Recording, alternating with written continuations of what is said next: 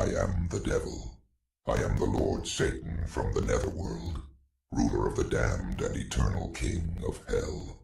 Even I, the master of deceit, can only stomach so much bullshit from the mainstream media and indie grifters. That's why I tune in to Morning Extra with Uncle Warren, because he eliminates my competition, and also because I know I'm gonna see that motherfucker soon.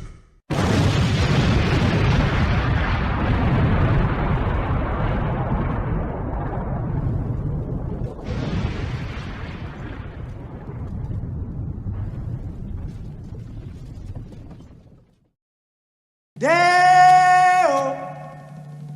Deo.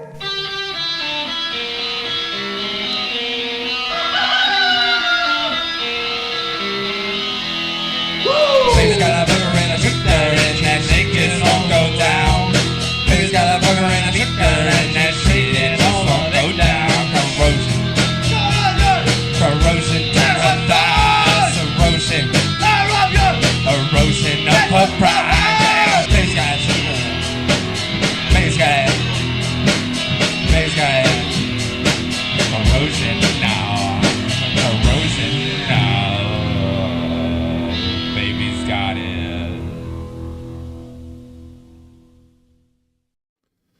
Good morning and happy Monday to you and Joy Division to everyone else. See, it's a happy.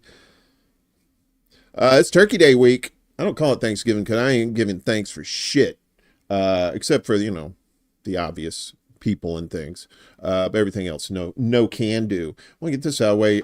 Willie Bragg in the house, dropping another 10 spot. I swear to God, Willie, you are the best. Not because you drop money on this show, but because you are always spot on with the comments you bring with it, like Workers of the World Unite. Shut it down. You're doing your show tonight, right, Willie? Are you doing your Shut It Down show tonight? We need more of those. I know, right? Was it? I've always heard this: the Workers of the Galaxy Untie Unite. So yeah, there was a joke like way back in the day when they found out that dyslexia was a thing. So people, all us 80s kids are like, ooh, what's this new thing? Dyslexia. So we'd say, dyslexics of the world, untie. Wait, what? You missed all of the news since last week? You didn't watch any news this weekend, Kate? It's probably a good thing. Okay, cool. You are doing your show tonight. All right, we'll remind people at the end, too. We got Willie. Willie's in the house, of course. Miguel, 5000 Quantum Computer. Little cold start this morning because somebody was eating a cheese sandwich on the keyboard and crumbs. Crumbs, people, keep your shit clean. No, I'm just kidding. Miguel's always his electronics are always in good shape. Got John Kemper in the house. Hello, my friend. It is good to see you. You need matches.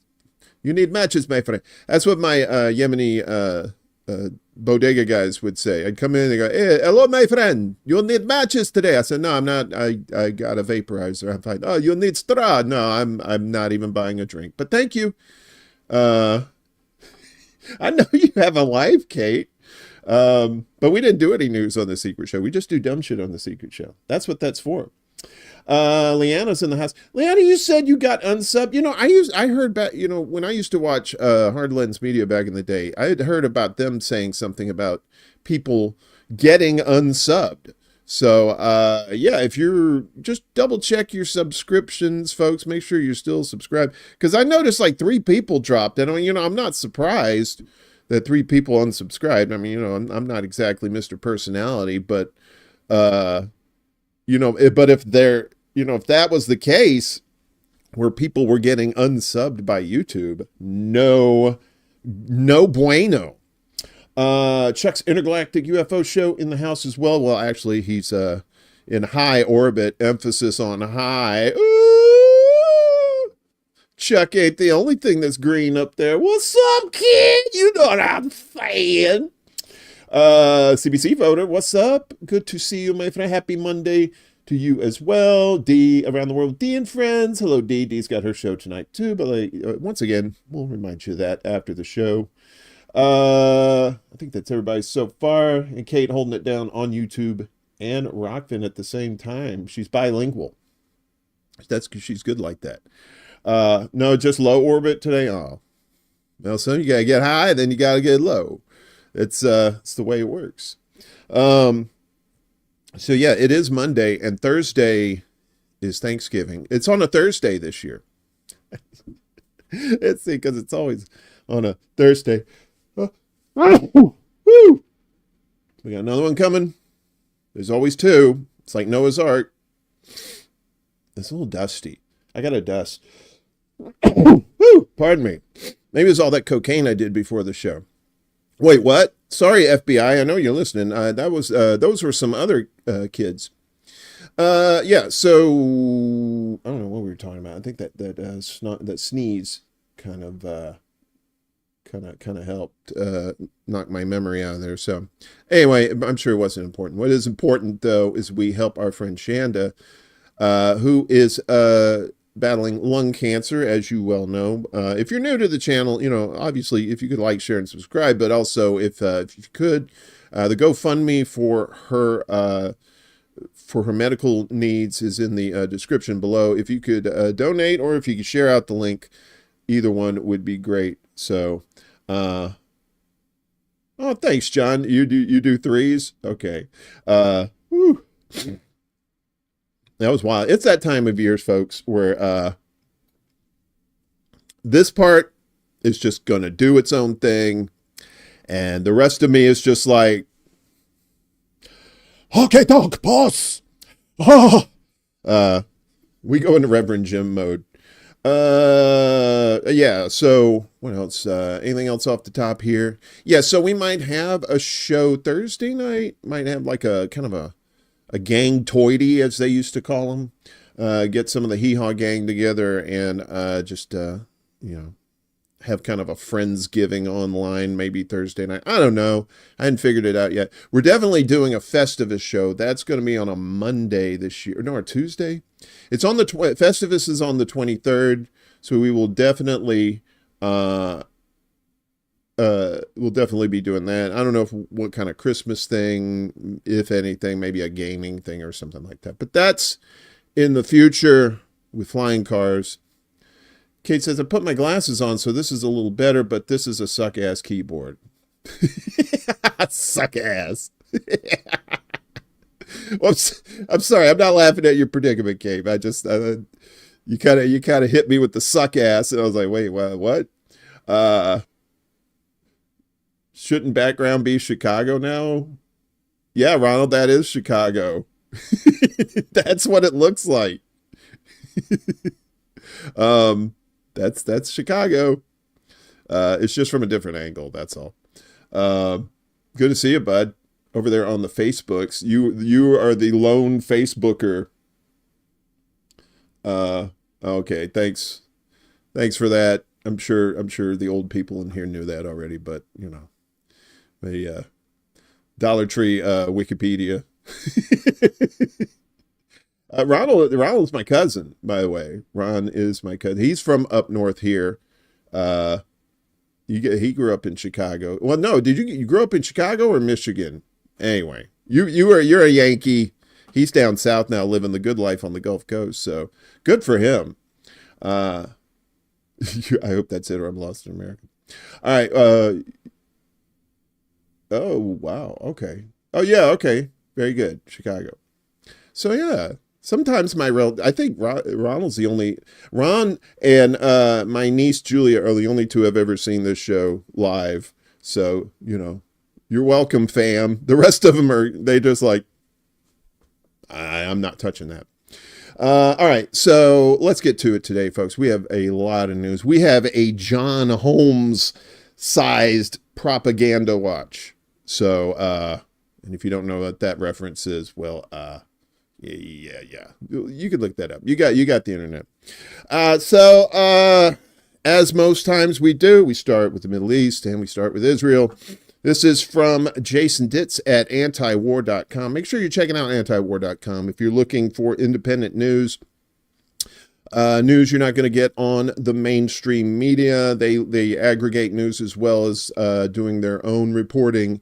Very good site. Cannot recommend them enough. So Israeli strikes kill at least 27, including women and children, in eastern Lebanon. There you go. We got some people. John Holmes. Thank you, my dirty-minded people. Anyway, so Israeli attacks against the Baalbek Hermel province in eastern Lebanon continued into yesterday with multiple strikes targeting towns and villages across the area. Though the region is considered a Hezbollah stronghold, yesterday's casualties appear to be civilians, which it is. It always is. It's like Hamas and Hezbollah. They're all everywhere, right? That phone in your pocket, that button on your shirt, that's all Hezbollah and Hamas. Final figures still coming in. Right now, the toll is 27 killed, 45 wounded. This, along with attacks elsewhere in Lebanon, bring the number of deaths in the Israeli invasion to over 3,750 per the Lebanese Ministry of Public Health, with an additional 15,626 others wounded. The single largest incident was in the town of Chmistar, which is west of Baalbek. The Israeli attack hit a residential apartment building, killing at least 17 people and wounding over a dozen others. A mother and her 4 children were reported among those killed. 5 were killed in an Israeli strike on Bodai, just north of Chmistar. Another 4 were killed in the nearby town of Flawi, and 1 more person was killed in Brital, a town further to the east. Still more injuries were reported in attacks on the towns of Ras Al Ain and Hawar Ta'ala. At least 1 was reported killed in an attack on Zal, which is in the neighboring Bekaa province. Much of Baalbek Hermel province is under evacuation order from Israel, including the entire city of Baalbek. Though large numbers of people have been displaced, many poor residents are forced to stay put as they can't really afford to flee. Even if they do flee, many of the Israeli attacks are hitting refugees outside the evacuation zones, so they're not safe any place in Lebanon or in other countries they've fled to. So, and for those who are new to the show, let me just say thank you, welcome, and I pick these stories just for the intentionally difficult names to pronounce. So this is so I have a lot of self-loathing, so I like to torture myself. But meanwhile, Hezbollah is fighting back as usual. Tel Aviv comes under huge Hezbollah missile attack, and so you can see. This is Tel Aviv. This is like, these were people thought they were safe, right?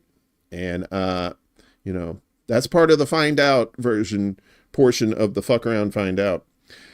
This is Mir News Agency. I got a new source here. Rocket sirens blared repeatedly across central occupied lands yesterday evening, marking one of the most intense days of alerts since the outbreak of the ongoing war, Ynet reported yesterday. I don't know if it'll let me do this. Can we see a little video? So, here we go. These are not the hypersonics that, these are very slow moving. But still. Tel Aviv! Everybody thought they were safe. Turns out, they weren't. Wait a minute, what the hell? Okay.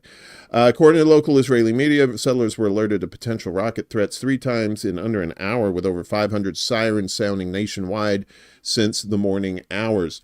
The Israeli army admitted yesterday that Hezbollah has fired some 250 rockets at Israel since yesterday morning. Several of the rocket impacts caused damage and injuries in both central and northern occupied lands. That's the Times of Israel reporting the Israeli army as saying in a statement.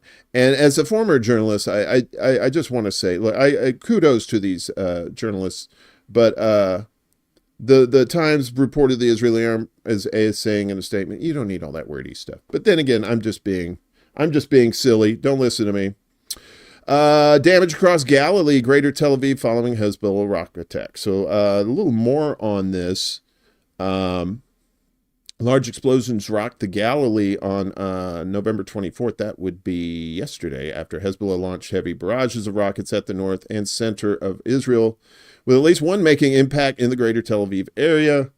An Israeli army spokesman said 10 launches were detected from Lebanon towards central Israel, with some being intercepted and others making impact. The army also said 30 rockets were launched at the western Galilee, with only some being intercepted. Hezbollah's military media reported that the Glilit base, headquarters of the 8200 military intelligence unit, was targeted with missiles.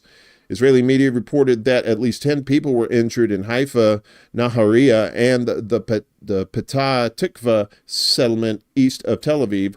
Video footage showed major damage to buildings in Nahariya and elsewhere in the Galilee. One video showed the moment a Hezbollah rocket struck a building in Nahariya. And I believe this is it. Is it going to let me... This. Oof! Yikes. I don't care who you are. That would scare the fuck out of me. Large plumes of smoke were seen rising out of several locations, including the Haifa area. The excessive rocket and missile barrages come days after the Israeli military claimed it had destroyed 70% of Hezbollah's rocket capabilities. Well, that remaining 30% sure is fucking some shit up, ain't it, buddy? The attacks came several hours after Hezbollah fired several rockets at the Tel Aviv area early on yesterday. The army said 6 projectiles were detected crossing from Lebanon, and that all were intercepted except one, which struck an open area. The Lebanese resistance also targeted the Galilee with missiles and a swarm of drones early on Sunday.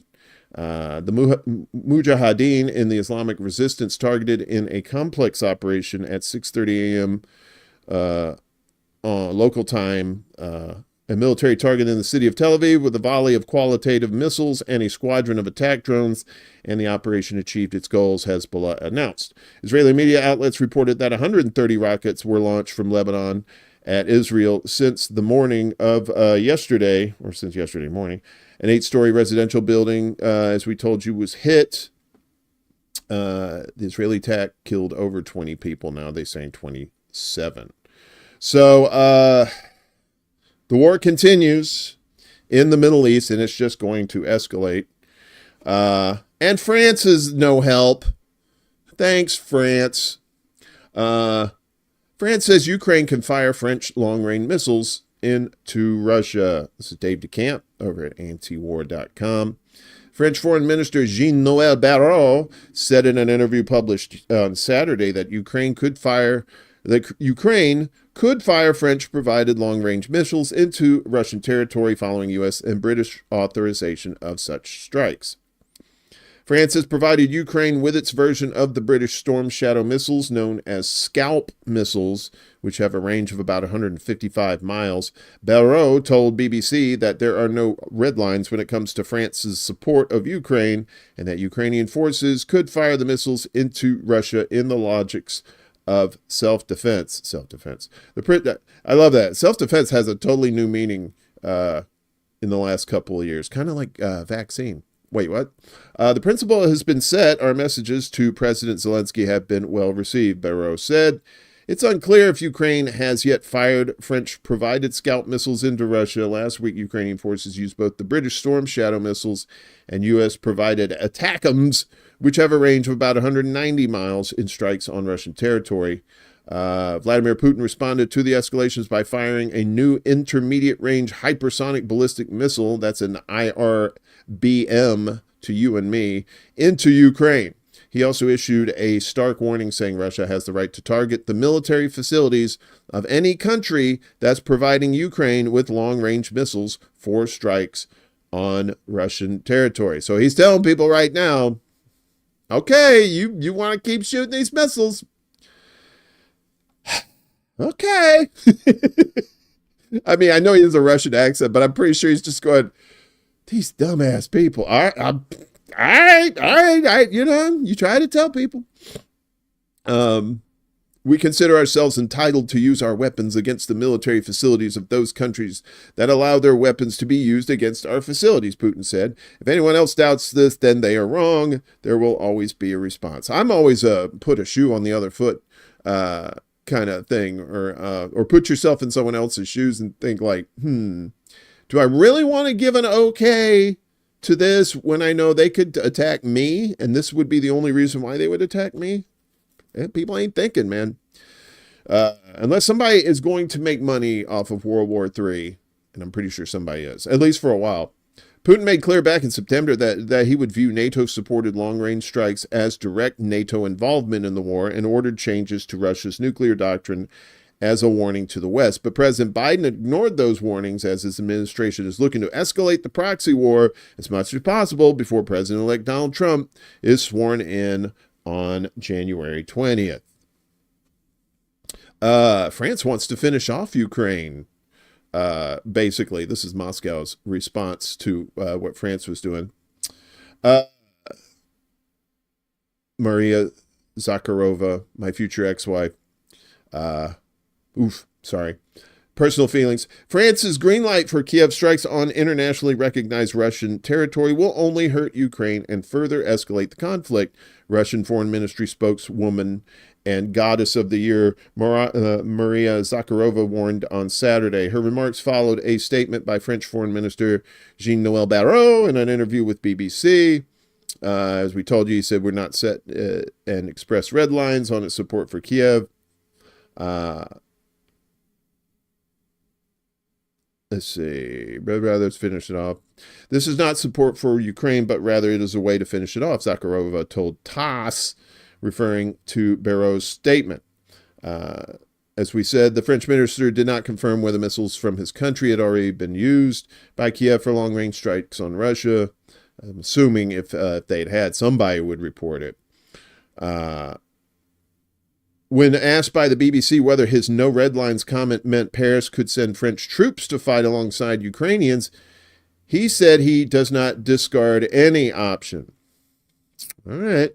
Barrot's comments came mere days after Ukraine struck Russia's Kursk and Bryansk regions with U.S.-made ATACMS and British Storm Shadows. The attacks followed a reported decision by outgoing President Joe Biden's administration to greenlight Kiev's use of long-range U.S.-supplied weaponry to hit areas Washington recognizes as Russia. It could be Cleveland. So if you're in Cleveland, please be kind. Please rewind. Gotta love the Oreshnik. Yes. Have you seen, by the way, sidebar, I should probably got this. Have you seen those hypersonic missiles when they hit? It's not like, it's like zoop, zoop, zoop. These things go like 10,000 miles an hour. It's insane. The Kremlin slammed the reported decision as a deliberate escalation of the conflict and as making the U.S. and NATO direct participants.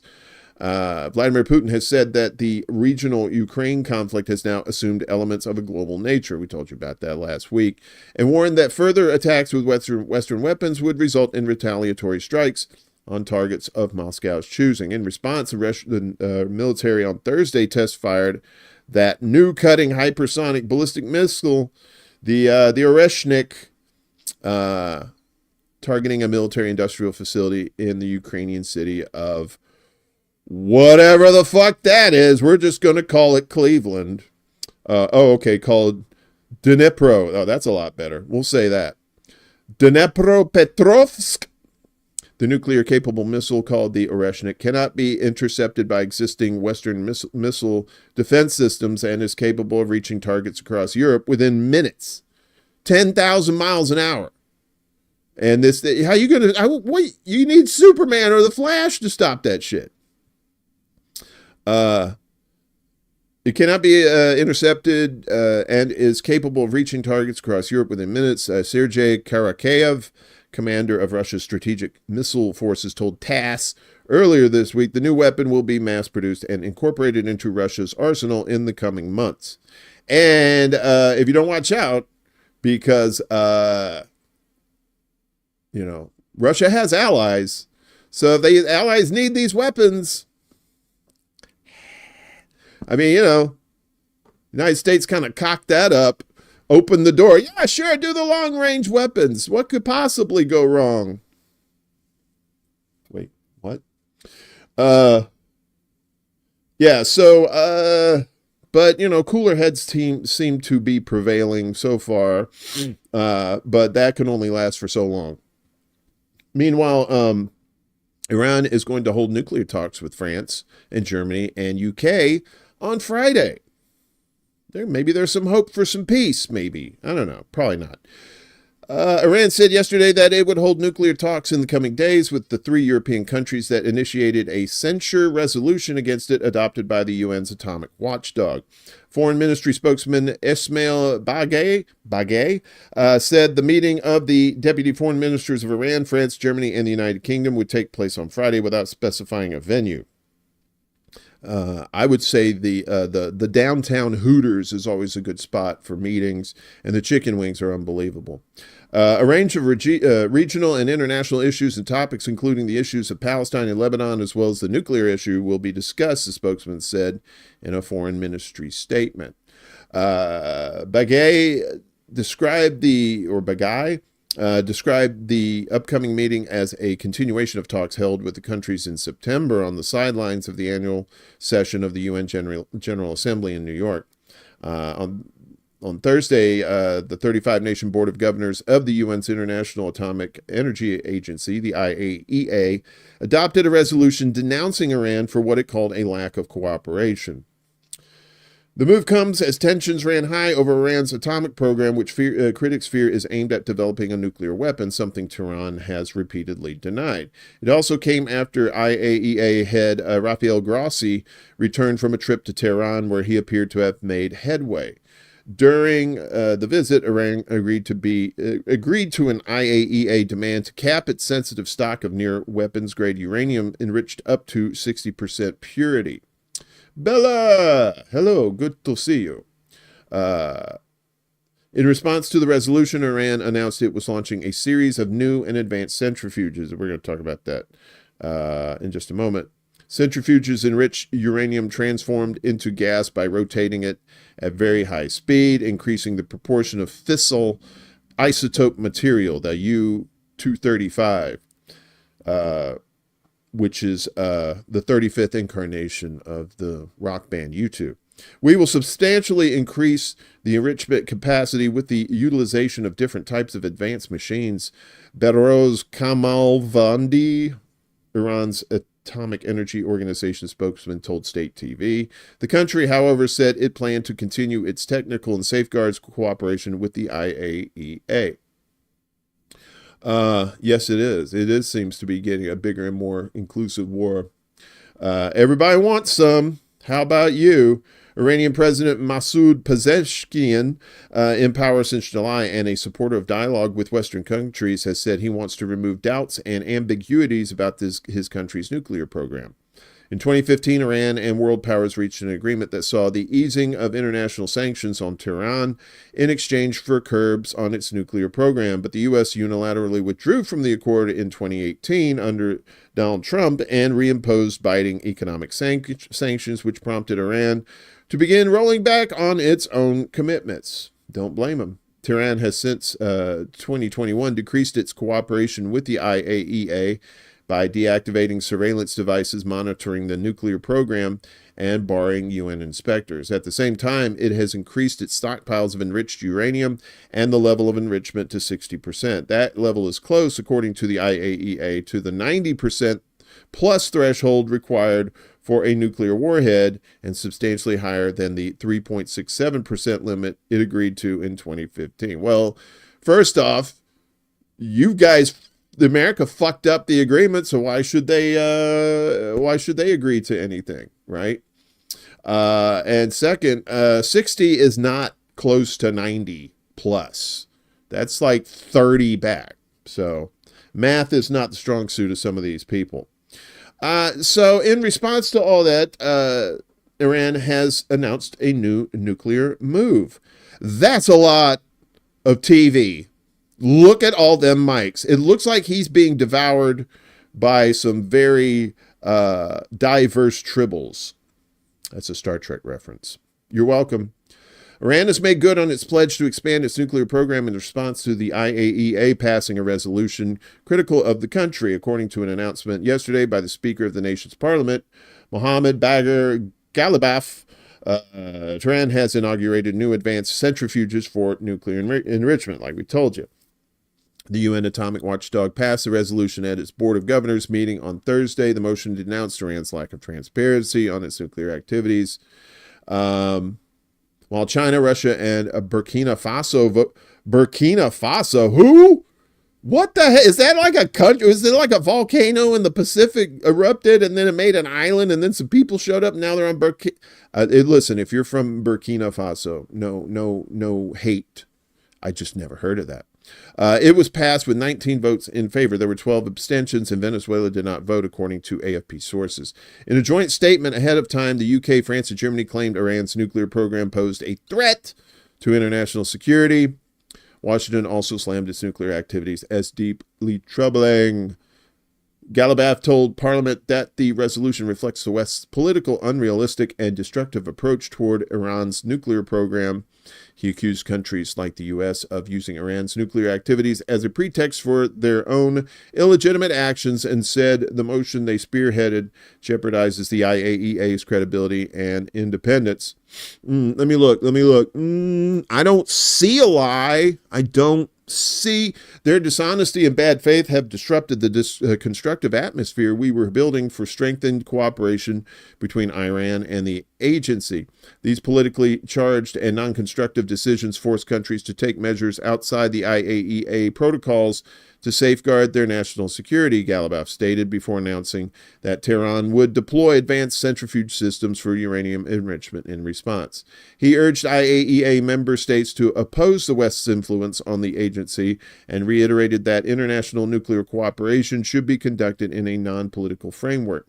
Iran's ambassador to They have an ambassador to the IAEA? Okay. Mohsen Naziri Asl earlier called the IAEA resolution politically motivated.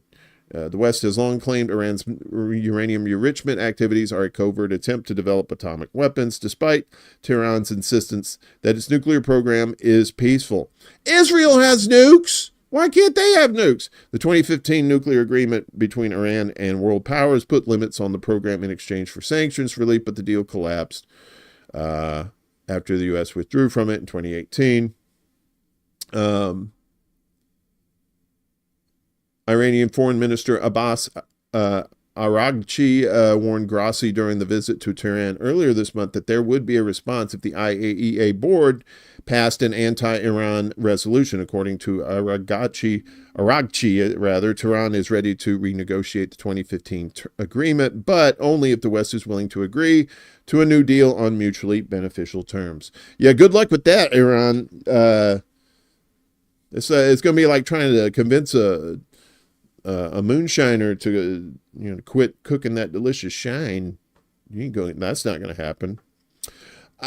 So more and more people are starting to grow a pair of testicles in a good way, and not just like, oh, I accidentally have balls now. What happened? So this is from the Cradle. London confirms Netanyahu faces arrest in UK. Germany defies ICC warrants citing Nazi history. Guilt.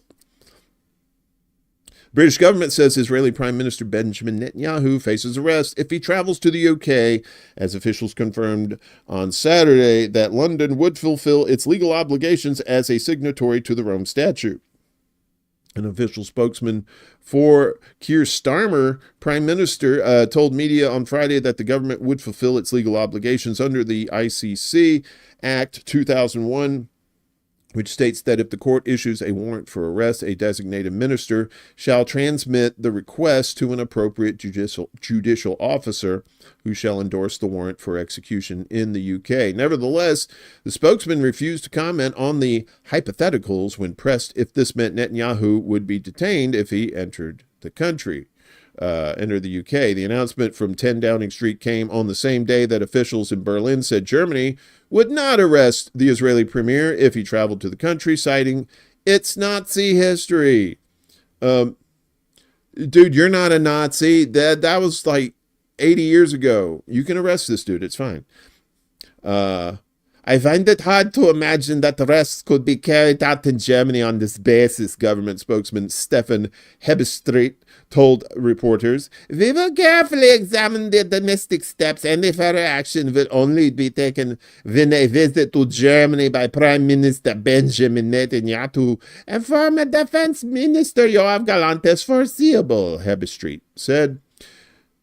I don't know, that was a German accent, and then it turned into something. I don't even know what the hell that was. Israel's allies this week scrambled to respond to the landmark ICC arrest warrants against Israel leaders for war crimes committed in Gaza, while NATO members like the Netherlands, Italy, the UK, and Canada have confirmed they would likely enforce the warrants against Netanyahu. Officials in Washington fumed at the move by the ICC and have been threatening the court and any nation who enforces the ruling with everything from sanctions to military actions. Yeah, I think they I think they threatened to invade Holland. I'm like, what? That's like the Canada of that's like the Canada of Europe. Why are you going to invade Canada? Oh, this is Lindsey Graham in his hat down here. He says, to any ally, Canada, Britain, Germany, France, if you try to help the ICC, we're going to sanction you and we're going to paddle you a little behind too. No, that's just me. We should crush your economy because we're next. Republican Senator Lindsey Graham, a close ally to President Donald Trump, or President-elect Donald Trump, said on Friday. Yeah. Keep voting, though. That'll work. Trump's future national security advisor, Mike Waltz, has also threatened a strong response to the ICC in January. Were they going to invade a courthouse? Other senior officials have called for sanctions against British lawyer Karim Khan, the ICC's chief prosecutor and lead investigator in the investigation. With its Western allies still reeling, the Israeli government is reportedly concerned that more arrest warrants could be issued against senior military figures responsible for the genocide of Palestinians in Gaza.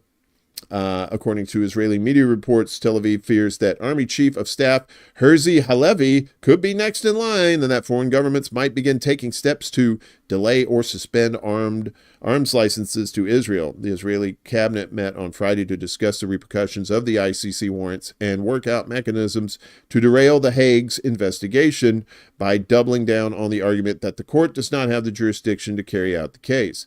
Israel's state broadcaster says officials hope the U.S. will act more forcefully against The Hague. I could just see that now, just like tanks and jets and troops rolling up to a courthouse. We're going to get you. I don't think they understand what's going on. Yeah, says Germany. Hey, we did genocide to those people, so the least we could do is let them do genocide to other guys. Fair's fair, right? That's what they call paying it forward, Leanna. Jesus. Sorry, folks. It's not funny, but, you got to have gallows humor with some of this shit, especially when you don't really have any control over things. The ICC warrants are binding, and the EU cannot pick and choose. That's according to the boss man. I guess this guy. He looks like that guy from Ghostbusters, too. What was his name? Vigo? Joseph Borrell, the European Union's foreign policy chief, said Saturday that nations cannot choose whether or not to carry out arrest warrants issued by the ICC. The ICC issued on Thursday those arrest warrants for Netanyahu and Gallant. The warrants come as the death toll of the Israeli genocide war against Gaza has surpassed close to 44,000. It's probably a lot more than that, too. Over 412 days. All EU member states have signed the Rome Statute, the ICC's founding statute, and some EU governments have stated they will complete their obligations under the legislation if necessary, but Hungarian Prime Minister Viktor Orban has encouraged Netanyahu to visit his country, assuring him that he would face no dangers if so. Oh, Hungary, you ball-washing, ball-sucking pieces of shit. During a visit to Cyprus for an Israeli workshop, Borrell stated that EU states are obliged to implement the decision of the court. It's not optional. Those same commitments were imposed on countries desiring to join the EU, he noted, telling Reuters, it would be funny that the newcomers have an obligation that current members don't fulfill. Maybe we can do like a ExtraBulla Live where we just talk about just this Rome Statute and the history of it and what benefits there are, that kind of thing. If you want to, give me a thumbs up in the chat if you'd like to see that, or a fuck off if you don't care. Either one works. I'm down with communications. Let me just check something here. I think this might have the same information of what we just said. Let me that's trying to reject it. Okay. Okay, this looks like the same shit we did. Sometimes I double up on the news and I don't even know it, so it's better to have too much news than not enough news, I guess. So with all this bullshit, Bibi's trying to, he's got his own legal problems besides this. Netanyahu seeks trial delay following ICC arrest warrant for war crimes. He's like, I am in so much shit. I mean, literally, I did a Joe Biden impression and now my pants are full of the poopies. Which you can't really tell because he's shit too. Israeli Prime Minister Benjamin Netanyahu and a legal team has requested a 15-day postponement for the start of his testimony in his ongoing criminal trial, Israeli media reported. According to the request, despite their efforts, both the Prime Minister and his defense attorneys would not be ready by the scheduled date of December 2. Doesn't exist. Good to see you. Hope you're doing well, my friend. Earlier this month, Netanyahu's defense team had sought a 10-week delay, which the court denied, explaining that it had already given him 5 months to prepare since the date was set in July. Netanyahu's lawyers claimed that since the court's rejection on November 13th, they and the prime ministers had made a supreme effort to prepare for his testimony, including holding late-night meetings. But, Your Honor, the dog ate all of our stuff. It was the dog. He ate our homework. Despite the supreme effort, the defense is not prepared and will not be able to meet the goal of being prepared for beginning the defense by December 2nd, Netanyahu's defense team reportedly said. The lawyers argued that their preparations were further obstructed by the ICC's decision on Thursday to issue an arrest warrant for Netanyahu on charges of war crimes and crimes against humanity. Boy, this guy's a real winner. Everybody wants him. Everybody wants some. I want some too. Oh, everybody wants some. How about you? No Van Halen fans? All right, fine. Consequently, they're now asking for his testimony to begin on December 17th. Netanyahu is currently facing charges of bribery, fraud, and breach of trust, which have been ongoing since 2020. His legal team argued that the exceptional security demands arising from the ongoing genocidal campaign in Gaza and the war on Lebanon make it impossible for him to devote sufficient time to his defense. He's like, how can he prepare for his defense? There's so much delicious genocide to be done. Noms. Defense.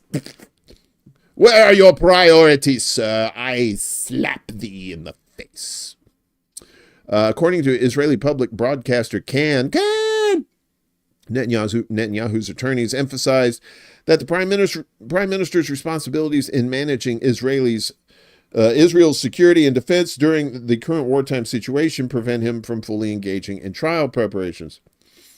Back in May, ICC Chief Prosecutor Karim Khan applied for arrest warrants against Netanyahu, as well as Gallant and 3 Hamas leaders that we told you know that story. So that development represents a significant escalation in legal proceedings related to the war on Gaza, mandating the ICC's 124 member states to detain Netanyahu and Gallant if they enter their jurisdiction. Flouting a UN Security Council resolution demanding an immediate ceasefire, Israel has faced international condemnation amid its continued brutal offensive in Gaza, currently on trial before the International Court of Justice, that's the ICJ, for genocide against Palestinians. Israel has been waging a devastating war on Gaza since October 7th. And there's the numbers of people killed, up to 44, 2011. And I hate saying these numbers like that because it kind of makes it sound like I'm treating these people as numbers, and I'm not. I have much empathy for every single one of those people in Palestine, in Lebanon, and all those others who are being oppressed by the Israelis. So, every one of those people had a name, and every one of those people had a life, and now it's all gone. Meanwhile, because they're not shitty enough, Israel's still blocking Gaza aid missions, according to the UN. Humanitarian work in Gaza continues to be disrupted by Israeli authorities, with only 1/3 of aid missions authorized to operate over the past week, despite the mounting needs of people, a UN spokesperson said. Oh boy, Stefan Dujarric, spokesman for the UN Security General Antonio Guterres, said on Friday that Just 1/3 of 129 planned aid missions were able to be carried out with approval of Israeli military, even as humanitarian agencies continue to sound the alarm over the dire living conditions for Gaza's 2.3 million population after the year-plus war. Israeli forces prevented 2/3 of the 129 different humanitarian aid operations from reaching the Gaza Strip last week, Dujarric said. He also warned that the coming winter will bring further misery to the population, the majority of whom are living in tents or damaged buildings not suitable for cold and wet weather. As winter nears, Palestinians across the Gaza Strip are in dire need of adequate shelter to protect them from the rain and cold. Our partners are distributing tents and tarpaulins as quickly as possible. Just a fraction of the supplies needed are entering Gaza.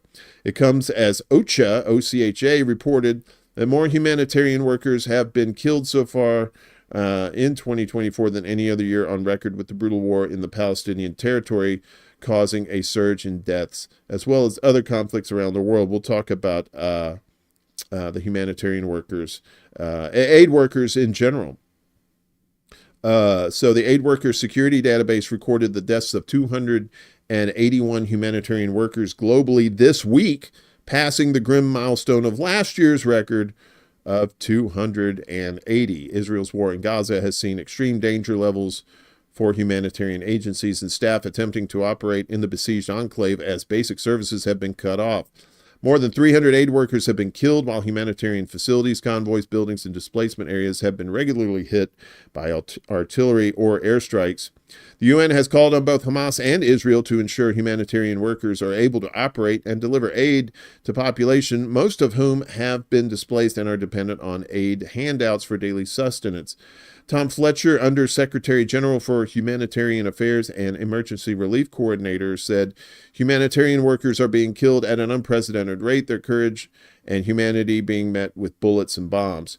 This violence is unconscionable and devastating to aid operations. States and parties to conflict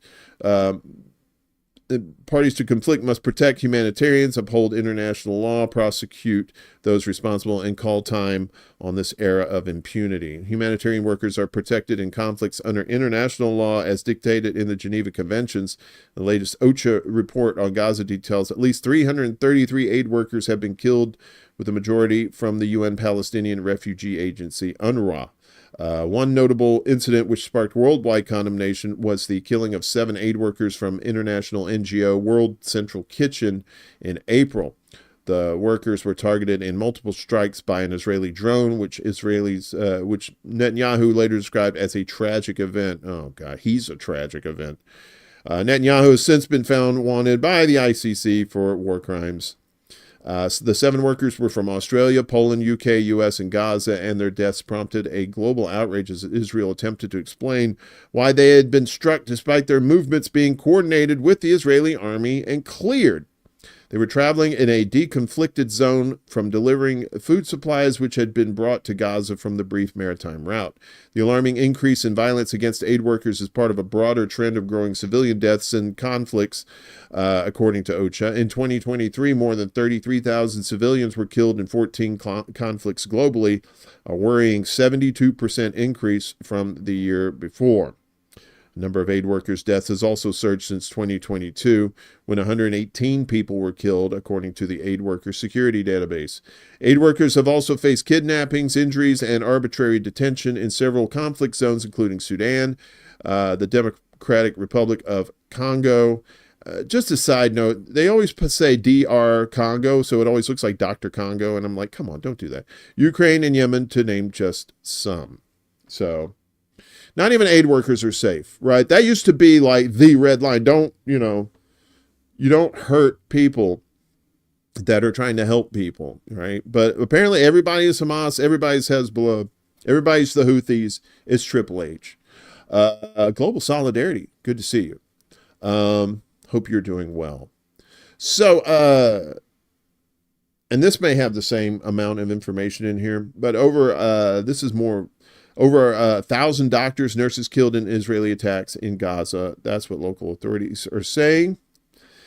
More than 1,000 doctors and nurses have been killed in Israeli attacks in the Gaza Strip since last year. That's according to reports coming from local authorities and from the Anadolu Agency. That's a media agency there. Over 310 other medical personnel were arrested, tortured, and executed in prisons, Gaza's government media office said in a statement. The Israeli army also prevented the entry of medical supplies, health delegations, and hundreds of surgeons into Gaza. The media office accused the Israeli army of systematically targeting hospitals as part of a plan to undermine the healthcare system in Gaza. Right? Hospitals have been a declared target for the Israeli army, which bombed, besieged, and stormed them, killing doctors and nurses, injuring others after directly targeting them.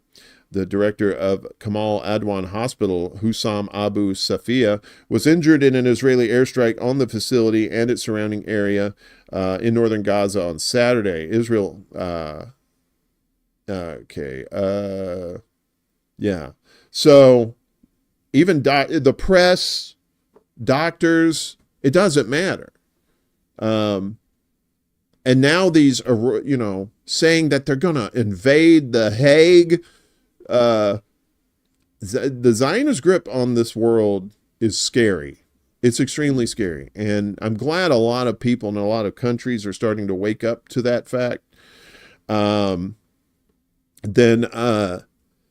before, right? And I think the technologies that we have today allows that to happen, right? Instantly. You don't have to wait on news. You don't have to wait on somebody. You just go on TikTok or whatever and you're like, holy shit, boom, boom, boom, boom, boom. You get to see everybody. You get to see everything pretty instant. And it's hard as hell to knock that down if you're trying to hide it. So, meanwhile, former Israeli minister Ayelet Shaked, I don't know, denied entry to Australia over incitement. Here she is right there with a microphone and some squigglies behind her. Former Israeli minister Ayelet Shaked, I'm going to say Shaked, I'm not going to say shaked, because it's supposed to be shook. Anyway, has been banned from entering Australia over fears of incitement. Shaked, a former MP for the far-right Yamina Party, was scheduled to appear at a conference hosted by pro-Israel Australia, Israel and Jewish Affairs Council, AJAC, which is also cleans, you can scrub and clean stuff with. However, the Australian Department of Home Affairs told the former Israeli Justice Minister on Thursday that she had been denied a visa to travel to the country under the Migration Act. The act allows the government to deny entry into to individuals likely to vilify Australians or incite discord within the local community. Speaking to Israeli media, Shaked claimed that her ban was due to her vocal opposition to a Palestinian state. These are dark days for Australian democracy. This government has chosen the wrong side of history, she told Channel 12. Shaked, a stalwart of Israel's ultra-nationalist and religious Zionist movements, has long been a controversial figure in Israel and abroad. In October last year, shortly after the Hamas attacks in southern Israel sparked the ongoing war, Shaked gave an interview to Israel's Channel 13 in which she called for the expulsion of all Palestinians from Gaza. CJ, what's wrong? Invade the Hague would make a good punk rock song. Invade the Hague, invade your troops and get on in there. It's time to save Bibi. I just made that up. I can freestyle sometimes. We need to use the destruction as an opportunity to encourage other countries to take in a quota of refugees, she said. We need all 2 million to leave. That is a solution for Gaza. To which somebody in the crowds replied, fuck that bitch. I'm paraphrasing. I'm pretty sure it was worse than that.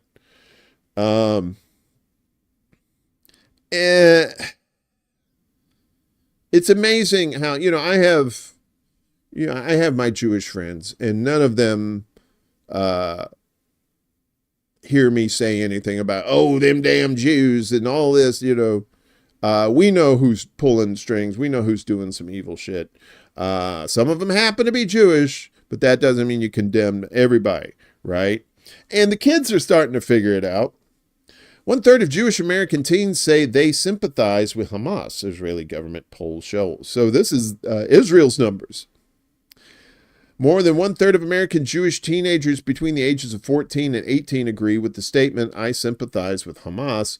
more than a year into Israel's war on Gaza, according to a new poll released by an Israeli government ministry. The survey by Israel's Ministry for Diaspora Affairs and Combating Anti-Semitism found that 36.7% of American Jewish teens either agreed or strongly agreed to the statement, "I sympathize with Hamas." That's according to Israeli media. The number contrasted sharply with the 7% of Jewish teens living outside of the U.S. who agreed with that statement. An even greater percentage of American Jewish teens, 41.3%, agreed with the statement that Israel was committing genocide in Gaza. Only 10% of Jewish teens living outside the U.S. agreed with that statement. A majority, 66%, said that they sympathize with the Palestinian people as a whole. That's encouraging. We need to get those numbers up. Those are rookie numbers. We need to get those numbers up.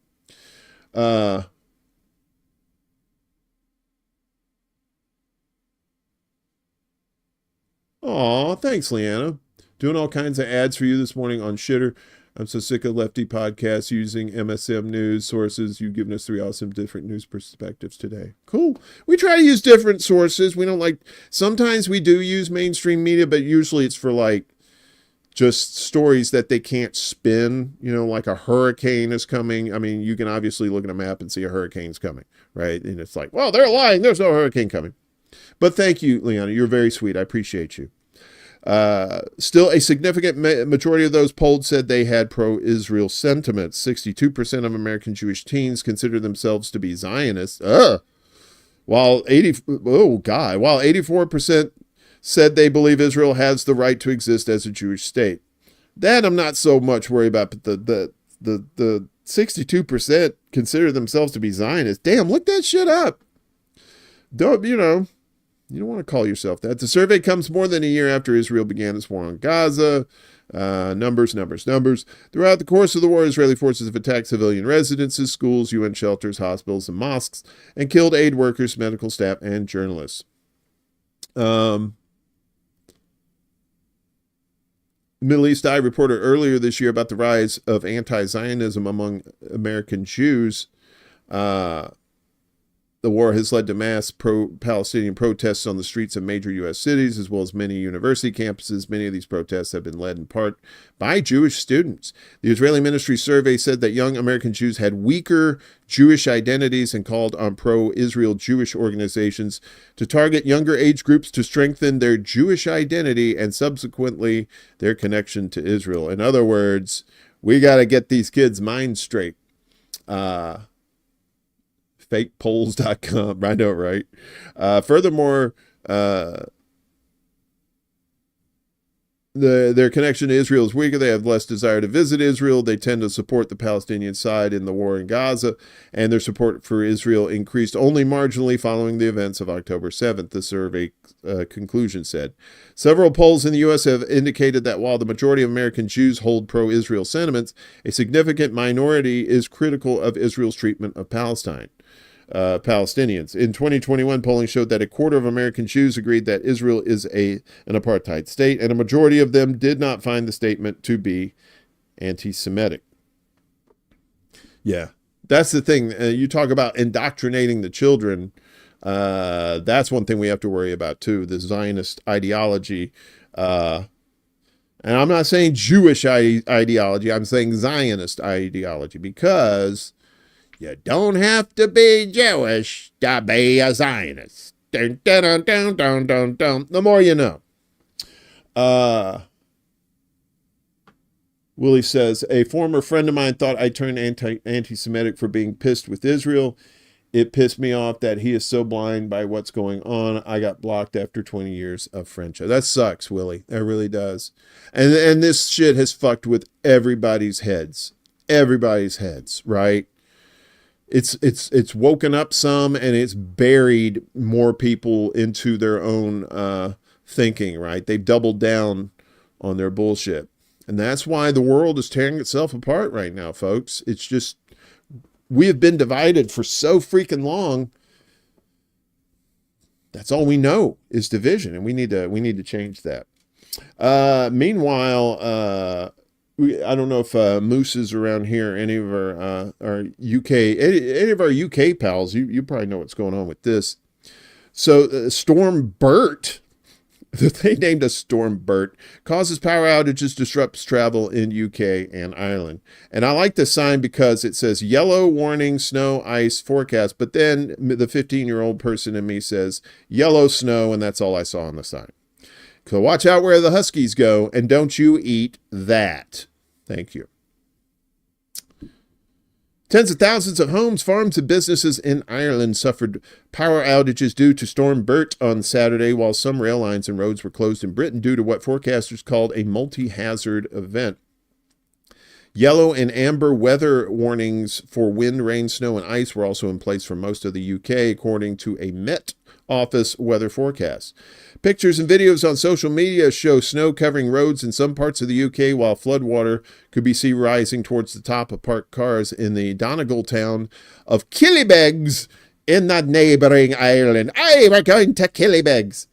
As we go through the first part of Saturday morning, the storm started to show its hand across Scotland, North Wales, and northern England, with potential for some heavy snowfall, especially over higher ground. The Met Office Chief Meteorologist Jason Kelly said in the forecast, Storm Bert is what we called a multi-hazard event, bringing snow, rain, and wind to the UK for the majority of the weekend. Yeah, but Bert wasn't as bad as Ernie. Sorry. The Irish Meteorological Society Service placed a status red rain warning, its highest level, for the populous counties of Cork and Galway overnight. The heavy rain led to flooding in parts of the west coast of Ireland, making some roads impassable. Some train services, such as the Inverness, Elgin, and Aberdeen Inverary routes, both popular with tourism in Scotland, have been suspended due to the weather, ScotRail said on social media platform. Turns out it was a guy in a kilt drinking Scotch whiskey and pissing himself. In Ireland, ESB Network said high winds due to the storm had led to power outages impacting on 60,000 homes, farms, and businesses overnight, predominantly in the west and northwest of the country. ESB Network's crews and contractors are deployed and are restoring power in impacted areas where it is safe to do so, it said in an update on its website, cautioning of further power outages over the weekend. So the world has seen some crazy weather this year, and and now Europe is getting a taste of some severe weather as well. Fred Edward in the house. My fridge is trying to go hypersonic. Don't let it do that, man. You can't catch it. You can't catch it. Our mutual friend online, Angie Moon, is a Jewish atheist socialist, and she is anti-Zionist. She's one of the coolest people around. Yeah, I know. Angie Moon's really good. Author, too. Very good writer, so we like her. So, turning to the Ukraine, we've been giving them a shitload of weapons, and now we might be paying for it, literally and figuratively. Navy's Indo-Pacific commander warns Ukraine aid is draining U.S. missile stocks. You taking bread out of my baby's mouth? A top U.S. Navy admiral has warned this week that the recent move of Washington to give advanced long-range weapons to Ukraine is depleting U.S. missile stocks. Admiral Sam Paparo, commander of the U.S. Indo-Pacific Command, told a Brookings Institute audience earlier this week that earlier in the war, the U.S. was shipping less valuable weaponry to Ukraine, which didn't deeply impact readiness for big global threats like China. More advanced defense tech is currently being shipped, and this presents a serious problem for the U.S.'s long-term defense needs. Salute! But now with some of the Patriots that have been employed, some of the air-to-air missiles that have been employed, it's now eating into stocks, Paparo said. And to say otherwise would be dishonest. Given he's in charge of the Pacific region, he underscored that this could weaken America's defense posture. Defense, really, more like offense, in the region for the long term. And at a moment, Beijing is vying for military supremacy. Paparo emphasized that none of these weapons are preserved for any particular theater, but none can move with alacrity and to any theater. Alacrity, that's a word. Inherently, it imposes costs of the readiness of America to respond to the Indo-Pacific region, which is the most stressing theater for the quantity and quality of munitions, because China is the most capable potential adversary in the world, he continued, as cited in the Washington Times. He called for the depleted weaponry to be restored and then some, and that this must be an urgent priority. Among the missile systems being given by the Biden administration to Kiev are Patriot air defense batteries and the Army's ATACMS, which they've already used. European countries have also suffered the same problem of depleted domestic stockpiles. Ukraine's Western backers are at the same time trying to assist Kiev in jumpstarting and expanding its own defense manufacturing sector. Choosy! What's up, Choosy? Good to see you, my man. Hey, ever notice how the protesters don't have the Jesuits in their lingo bingo? Okay. I'll figure out that code later. People don't like NATO. They start burning cars. Anti-NATO protesters burn cars in Canada, eh? Canada, nice my ass. Multiple arrests were made as rioters ransacked storefronts ahead of the bloc's annual summit in Montreal. So look at them. Hey, look at they. They got smoke and everything. At least 3 people have been arrested after the anti-NATO and pro-Palestinian protesters rioted on the streets of Montreal, torching cars, vandalizing shop fronts, and clashing with police. The Francophone Canadian city hosts... The Francophone Canadian city? What? Hosts NATO's annual summit this weekend. A crowd of anti-NATO demonstrators assembled at a park in the center of the city on Friday afternoon before converging with an anti-Israel demonstration held nearby, police told local media. Although initially peaceful, police said that the protests turned violent after they beat the shit out of them. After the anti-Israel contingent burned an effigy of Israeli Prime Minister Benjamin Netanyahu and began hurling flares and projectiles at riot officers. This is them burning Bibi. Bibi looks like he was wearing overalls, like he's a redneck or something. Wow, look at all that violence. You could roast marshmallows. Look at all these people. Calm down, people. My God, you're just ravenous. Oh, wait a minute. They seem calm. Dude, it's just like lighting a bonfire. I don't understand what they think is so bad about this. So, anymore. So then...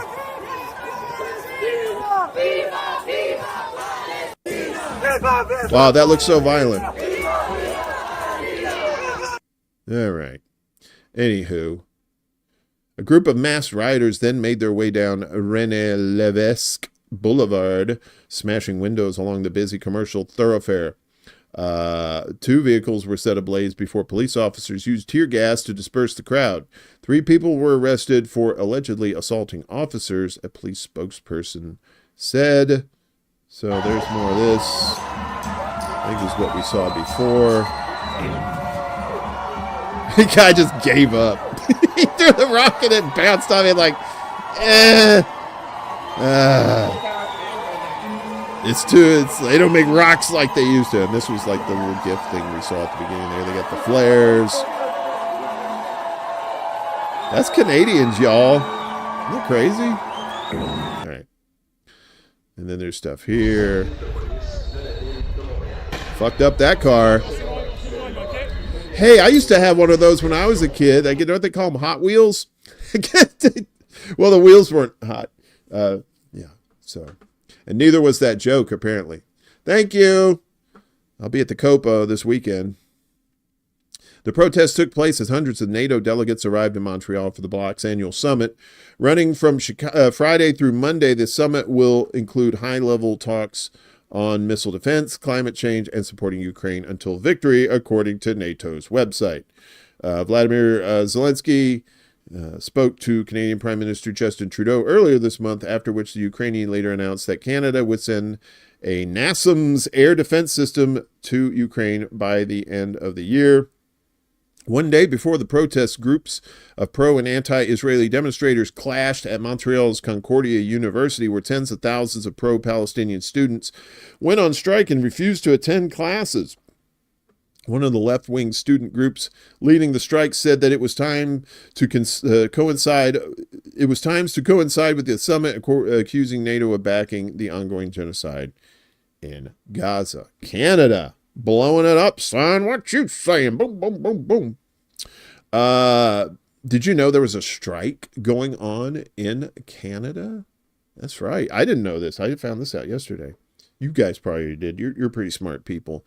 So Canada Post down 8 million parcels amid strike. So the postal system of Canada. Canada Post has said it has seen a shortage of more than 8 million parcels amid the ongoing strike that has effectively shut down the postal system for 9 days compared with the same period of 2023. Crown Corporation said Saturday that customers have been forced to turn to competitors for their deliveries amid a work stoppage that began November 15th. When more than 55,000 workers across the country walked off the job, City News reported. The strike has centered on issues including wages and contract work, as well as job security, benefits, and working conditions. Canada Post says talks continued over the weekend with the Canadian Union of Postal Workers, along with the support of a special mediator. It says it has offered wage increases totaling 11.5% over 4 years and additional paid leave while protecting the defined benefit pensions and job security provisions. Lots going on in Canada. Crazy times. Make slot cars great again. Slot cars are so great, especially like the old electric racetracks, you know, where you could they were like radio controlled. I remember those. Those are so nice. I always wanted like a big one, like life size. Meanwhile, Pakistani police have arrested thousands of Imran Khan supporters after capital under lockdown ahead of rally. Pakistani police arrested thousands of Imran Khan supporters after the capital remained under lockdown ahead of a rally there to demand the ex-premier's release from prison, a security officer said yesterday. Khan has been behind bars for more than a year and has over 150 criminal cases against him, but he remains popular, and his political party, Pakistan Tehreek-e-Insaf, or PTI, says the cases are politically motivated. Shahid Nawaz, a security officer in eastern Punjab province, said police have arrested more than 4,000 Khan supporters. Good. They include 5 parliamentarians. 5 parliamentarians? We only have 1. Pakistan has since Saturday sealed off Islamabad with shipping containers and shut down major roads and highways connecting the city with PTI strongholds in Punjab and northwestern Khyber Pakhtunkhwa provinces. Tit for tat, giggity, tear gas shelling between the police and the PTI was reported on the highway bordering Punjab and Khyber Pakhtunkhwa. Earlier on Sunday, Pakistan suspended mobile and internet services in areas with security concerns. The government and Interior Ministry posted the announcement on the social media. The tweeters, which is banned in Pakistan, they did not specify the areas, nor did they say how long the suspension would be in place. Internet and mobile services will continue to operate as usual in the rest of the country, the Post said. Meanwhile, telecom company Niatel sent out emails offering customers a reliable landline service as a workaround in the areas suffering suspended cell phone service. Good old dial-up. We're going back to dial-up in Pakistan.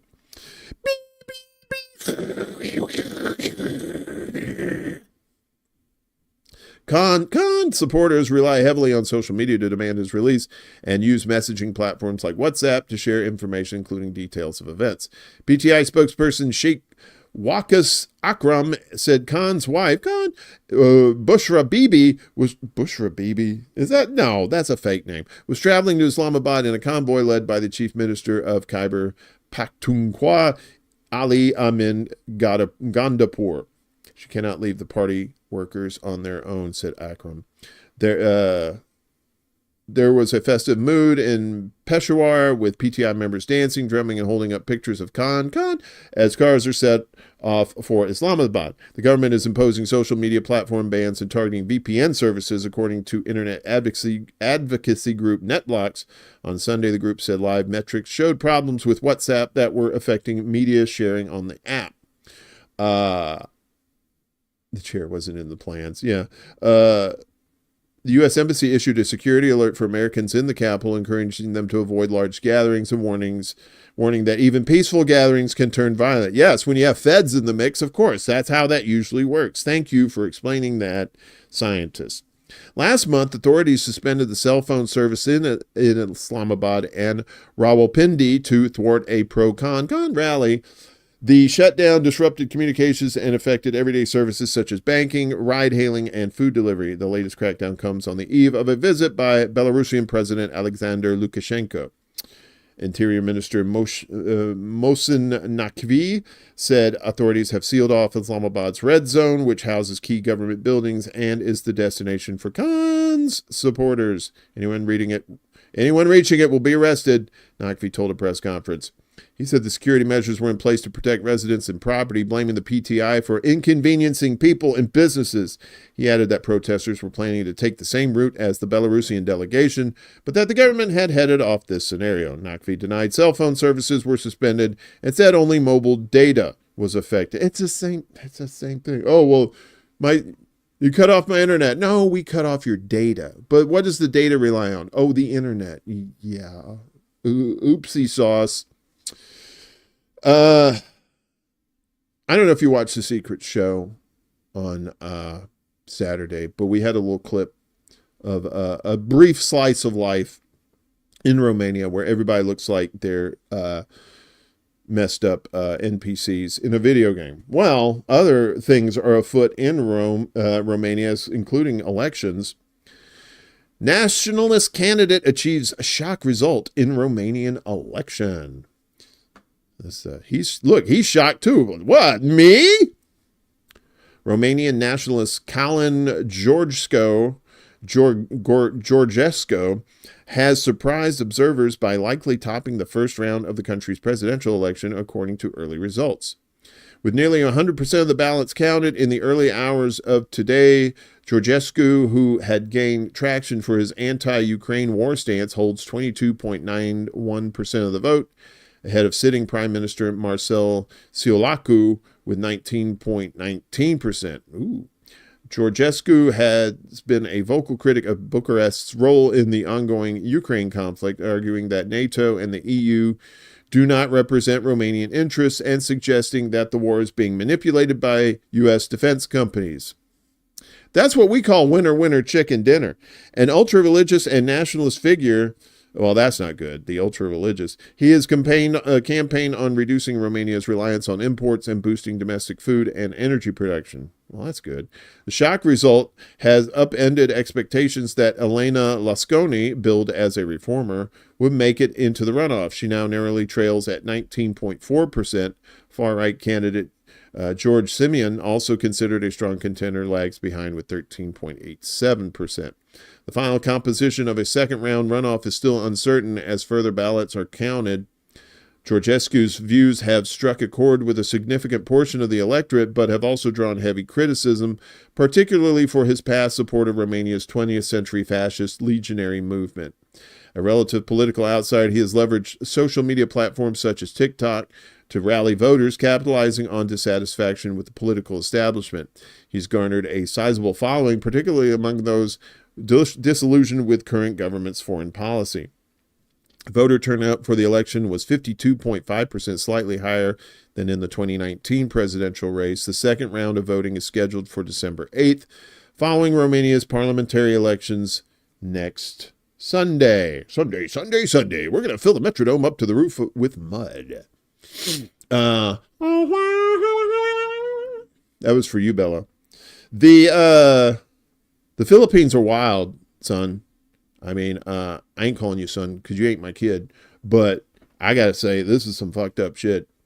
So the Philippine vice president publicly threatens to have the president assassinated. What? She's like, don't fuck with me. I'm picking her nose. She said, don't fuck with me. Philippine Vice President Sara Duterte, we're just going to call her Sarah, said Saturday she has contracted an assassin to kill the president, his wife, and the House of Representatives Speaker if she herself is killed in a brazen public threat that she warned was no joke. Executive Secretary Lucas Bersamin referred the active threat against President Ferdinand Marcos Jr. to an elite presidential guard's force for immediate proper action. It was not immediately clear what actions would be taken against the vice president. The Presidential Security Command boosted Marcos's security and said it considered the vice president's threat, which was made so brazenly public, a national security issue. The Presidential Security Force said it was coordinating with law enforcement agencies to deter, detect, and defend against any and all threats to the president and the first family. Duterte, a lawyer, later tried to walk back her remarks and said they were not an actual threat, but only an expression of concern over an unspecified threat to her own life. If I express the concern, they will say that's a threat to the life of the president, she said. Yeah, I mean, she said it plainly. She said, look, you fuck with me, all y'all, you. You're going to get it right in the pooper. I don't usually like talking about Trump news because, as we all know, electoral politics is severe theater. But more and more people are starting to figure it out. And one of the parts of the theater, and I'm no Trump fan, but they were going after him with using the law politically. But it looks like he got the last laugh.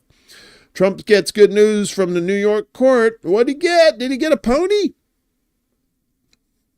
A New York judge has delayed indefinitely the sentencing of U.S. President-elect Donald Trump following his conviction in June on 34 counts of falsifying business records related to the 2016 presidential election. Trump's lawyers are expected to file a motion to dismiss the so-called hush money case altogether, while prosecutor Alvin Bragg alleged that Trump's payments to his lawyer amounted to the crime of defrauding American voters. On Friday, Judge Juan Merchan announced that the November 26 sentencing hearing is adjourned indefinitely. Merchan has also allowed Trump's defense to file a motion to dismiss the case due by December 2nd. Bragg's office, Alvin Bragg, they ain't in relation to you, Willie. Trump's attorneys, did I say that? Bragg's office has until December 9th to file their counter motion, and no reply briefs will be accepted after that, according to court documents posted online. Trump's attorneys initially asked for a deadline of December 20th to file and sought a decision on presidential immunity, citing the U.S. Supreme Court ruling from July. Merchan has said he would make that ruling after reviewing both motions. Bragg's case revolved around $130,000 that Trump paid to his then lawyer Michael Cohen, which purportedly went to pay off adult film actress Stormy Daniels so she would keep quiet about an alleged affair with Trump. This, according to the prosecutors, influenced the 2016 presidential election in which Trump defeated Democrat Hillary Clinton. Trump was charged for each of the 11 invoices, 12 vouchers, and 11 checks made out to Cohen. It was the first time in U.S. history a former president has been criminally charged and convicted. This was rigged, disgraceful trial. Trump told reporters in June after the verdict was announced, the real verdict will be on November 5th by the people, and we'll keep fighting, and we'll fight to the end, and we'll win. Trump went on to win 312 electoral college votes, all 7 swing states, and the popular vote to defeat sitting Vice President Kamala Harris, well, she might as well be the president, who ran for White House on behalf of the Democrats. Prosecutors have refused to drop the case, but asked Merchan to delay any further proceedings till the end of Trump's second term in January 2029. Trump's lawyers have agreed that continuing the case during his presidency would create unconstitutional impediments to the governance and asked for it to be dismissed. This is now the longest performance of Hamlet in history, as Judge Merchan continues to debate whether to be or not to be a sentencing judge in the Trump case. Constitutional law scholar Jonathan Turley wrote on the tweeters earlier this week, commenting on Merchan's behavior. To be or not to be, that is the question. Although from the Gilligan's Island, it's I have to be or not to be, and that is the question that I ask of thee. Our food is poison, y'all. And not just the regular plastics and stuff like that. There's some other shit going on. I don't know what's going on. So apparently more ground beef has been recalled. The U.S. has been experiencing a series of E. coli outbreaks in products ranging from onions to most recently ground beef. More than 167,000 pounds of ground beef have been recalled after people fell sick from eating hamburgers at restaurants with a common meat supplier. Between November 2nd and November 14th, at least 19 people in Minnesota fell ill from eating meat contaminated with E. coli. This led to a national recall of nearly 76 tons of ground beef by Detroit-based Wolverine Packing Company. The contaminated meat distributed to restaurants nationwide was traced to hamburgers served at Red Cow and Hen House eatery locations in Minnesota. No cases have been reported outside the state, and the investigation is ongoing. 4 individuals were hospitalized, including 2 people who developed serious kidney complications. The problem was discovered when FSIS was notified by the Minnesota Department of Agriculture of a group of ill persons who had reported that they consumed ground beef prior to their illness, said the U.S. Department of Agriculture's Food and Safety Inspection Services. That's what the FSIS is. There's Wolverine. Wolverines! Avenge me, boys! Avenge me! Harry Dean Stanton, R.I.P. King.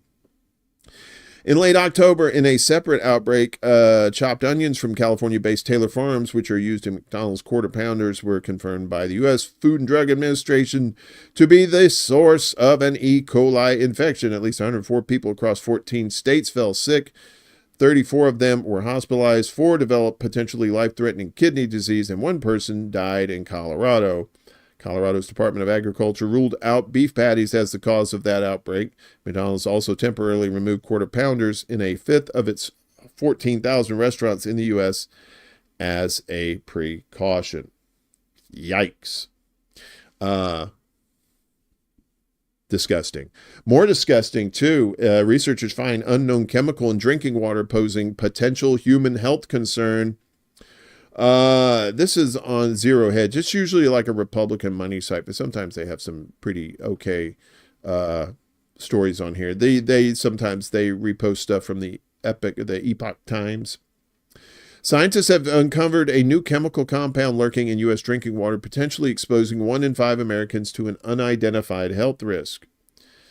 The newly identified compound, chloronitromide anion, chemically expressed as that, in an end product of inorganic chloramine decomposition. While its toxicity remains unknown, researchers are concerned about its prevalence and similarity to other toxic compounds, necessitating further study to assess its public health risk, the researchers wrote. Chloramines, chemical compounds containing chlorine and ammonia used to kill bacteria, viruses, and other organisms that can cause illness, have been used by water utilities since the 1930s. Ooh, speaking of which, let me get some poison water. That booger's sucking on a teat. Over 20% of Americans consume drinking water treated with chloramines, according to the U.S. Environmental Protection Agency. While researchers have been aware of the compound for decades, its identification posed significant challenges, according to Julian Ferry, an associate professor of civil engineering at the University of Arkansas, and first co-author of the paper detailing this discovery. It's a very stable chemical with a low molecular weight, Ferry said in a press statement. It's a very difficult chemical to find. The hardest part was identifying it and proving it was the structure we were saying it was. The identification of CA, I'm not saying that again. I've ruined too many words today. Involved synthesizing the compound in Ferry's lab. Samples of the synthesized compound were then analyzed. As with any newly discovered compound, questions arise regarding the potential health risks associated with chloronitromide anion, as it has not yet been evaluated in toxicity studies.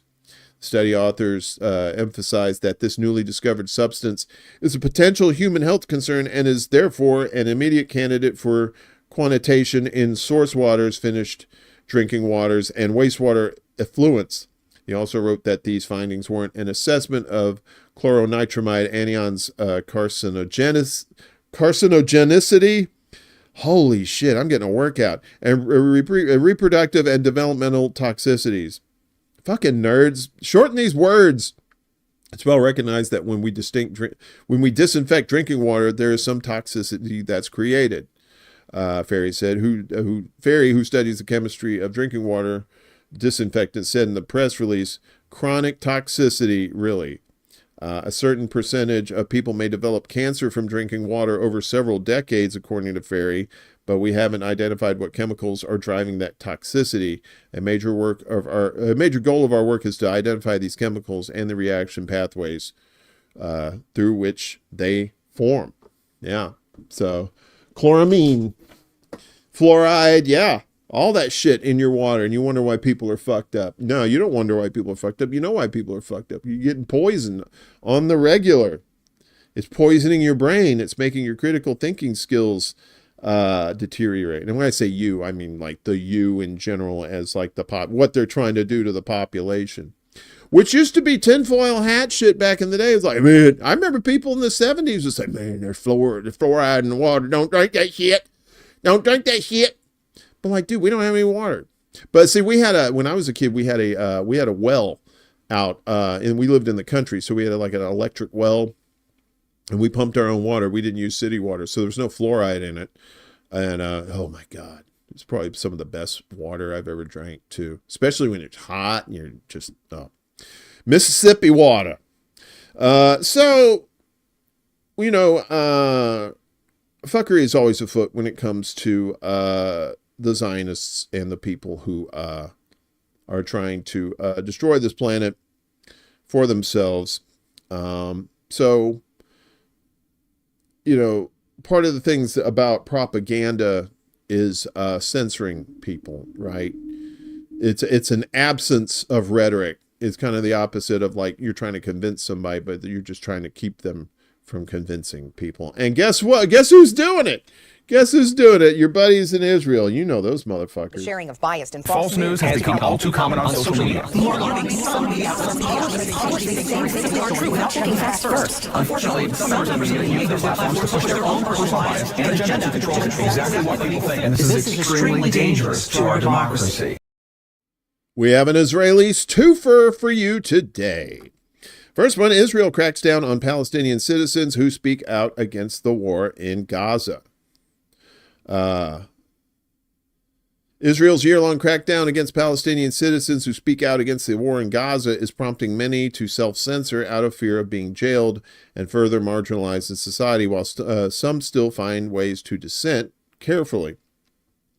Ahmed Khalifa's life turned upside down after he was charged with inciting terrorism for chanting in solidarity with Gaza at an anti-war protest in October last year. The lawyer and city councilor from Central Israel says he spent three difficult months in jail, followed by 6 months detained in an apartment. It's unclear when he'll get a final verdict on his guilt or innocence. Until then, he's forbidden from leaving his home from dusk till dawn. Khalifa is one of more than 400 Palestinian citizens of Israel who, since the start of the war, have been investigated by police for incitement to terrorism or incitement to violence, according to Adala, a legal rights group for minorities. More than half of those investigated were also criminally charged or detained, Adlan said. That did not do what I wanted to do. Israel made it clear they see us more as enemies than as citizens, Khalifa said in an interview at a cafe in his hometown of Al-Fam, Israel's second largest Palestinian city. Israel has roughly 2 million Palestinian citizens whose families remained within the borders of what became Israel in 1948. Among them are Muslims and Christians, and they maintain family and cultural ties to Gaza and the West Bank, which Israel captured in 1967. Israel says its Palestinian citizens enjoy equal rights, including the right to vote, and they are well represented in many professions. However, Palestinians are widely discriminated against in areas like housing and the job market. Oh, and life. Life, apparently, they are being discriminated against, too. So Israeli authorities have opened more incitement cases against Palestinian citizens during the war in Gaza than in the previous 5 years combined, Adala's records show. Israeli authorities have not said how many cases ended in convictions and imprisonment. I would assume all of them ended in death. The Justice Ministry said it did not have the statistics on those convictions. Just being charged with incitement to terrorism or identifying with a terrorist group can land a suspect in detention until they're sentenced under the terms of a 2016 law. In addition to being charged as criminals, Palestinian citizens of Israel, who make up around 20% of the country's population, have lost jobs, been suspended from schools, and face police interrogations posting online or demonstrating, activists and rights watchdogs say. It had a chilling effect. Anyone who tries to speak out about the war will be imprisoned and harassed in his work and education, said Omaya Jabarin, whose son was jailed for 8 months after an anti-war protest. People here are all afraid to say no to this war. But it's the only democracy in the Middle East. Come on, aren't you have freedoms and things in the Glaven? Jabarin was among hundreds of Palestinians who filled the streets of al-Fam earlier this month carrying signs and chanting political slogans. It appeared to be the largest anti-war demonstration in Israel since the Hamas attacks last year, but turnout was low and Palestinian flags and other national symbols were conspicuously absent. In the years before the war, some protests could draw tens of thousands of Palestinians in Israel. Yeah, because they think they're going to fucking kill them. And it's not just the government. They're the settlers, all these people. They're psychopaths. Authorities tolerated the recent protest march, keeping it under heavily armed supervision. Helicopters flew overhead. Whoa, nobody asked for you. Helicopters flew overhead as police with rifles and tear gas jogged alongside the crowd, which dispersed without incident after 2 hours, Khalifa said. He chose not to attend. Shortly after the October 7th attack, Israel's far-right government moved quickly to invigorate a task force that has charged Palestinian citizens of Israel with supporting terrorism for posts online or protesting against the war. At around the same time, lawmakers amended a security bill to increase surveillance of online activity by Palestinians in Israel, said Nadim Nashif, director of the digital rights group 7am Lay. Is that... You're gonna look if you're gonna promote yourself, you gotta stop using like numbers and shit in there. Man, you ain't gonna use that. Man, I'll tell you that old diggity dang ding ding no. These moves gave authorities more power to restrict freedom of expression and intensify their arrest campaigns, Nashif said. Yes. Good old Israel. And guess what? Look, I told you it's a twofer. I told you. Israeli government sanctions Haaretz, severs all ties. I was told this is Haaretz. We'll try to say it like that. The Israeli government approved a proposal yesterday directing all government-funded organizations to cease communications with Haaretz. I can't say Haaretz. That hurts too much. I'm just going to say Haaretz, and you can just hate me. And withdraw advertisements from the newspaper. The government said the decision was prompted by many articles that have hurt the legitimacy of the state of Israel. You mean the truth? Many articles that have the truth and its right to self-defense, and particularly remarks made in London by Haaretz publisher Amos Shakin that support terrorism and call for imposing sanctions on the government. Earlier this month, Shakin faced criticism from the Israeli government following his comments referring to Palestinian freedom fighters. The proposal, which was added to the cabinet meeting agenda at the last minute, was endorsed by fuckface Benjamin Netanyahu. In response, Haaretz released a statement yesterday saying the opportunist resolution to boycott Haaretz, which passed in today's government meeting without any legal review, is another step in Netanyahu's journey to dismantle Israeli democracy. Like his friends, Russian President Vladimir Putin, Turkish President Recep Tayyip Erdogan, and Hungarian Prime Minister Viktor Orban, Netanyahu is trying to silence a critical independent newspaper. And why you gotta lump these other people in there? Just go after him. Haaretz will not balk and will not morph into a government pamphlet that publishes messages approved by the government and its leader. Well, good for you. The Israeli newspaper also said that the Attorney General's office was unaware of the proposal being brought to a vote and had not reviewed or provided a legal opinion on it. During a speech at a conference in London on November 1st, Shakin said the Netanyahu government doesn't care about imposing a cruel apartheid regime on the Palestinian population. It dismisses the costs of both sides for defending the settlements while fighting the Palestinian freedom fighters that Israel calls terrorists. Shakin later clarified his remarks, explaining that he did not consider Hamas to be freedom fighters and emphasized his support for freedom fighters who did not use terrorism. Right. Haaretz subsequently issued an editorial disavowing its publisher. saying that Shokin's clarification did not go far enough as it failed to condemn attacks by other Palestinian groups. Despite this, Communications Minister Shlomo Karhi called for a government boycott of the newspaper and submitted a proposal detailing a series of restrictions. The proposal issued by Karhi's office said the government shall not enter into new contracts with Haaretz, including individual subscriptions for state employees, nor renew any existing contracts. All current agreements with Haaretz, including personal subscriptions, will be canceled as legally feasible.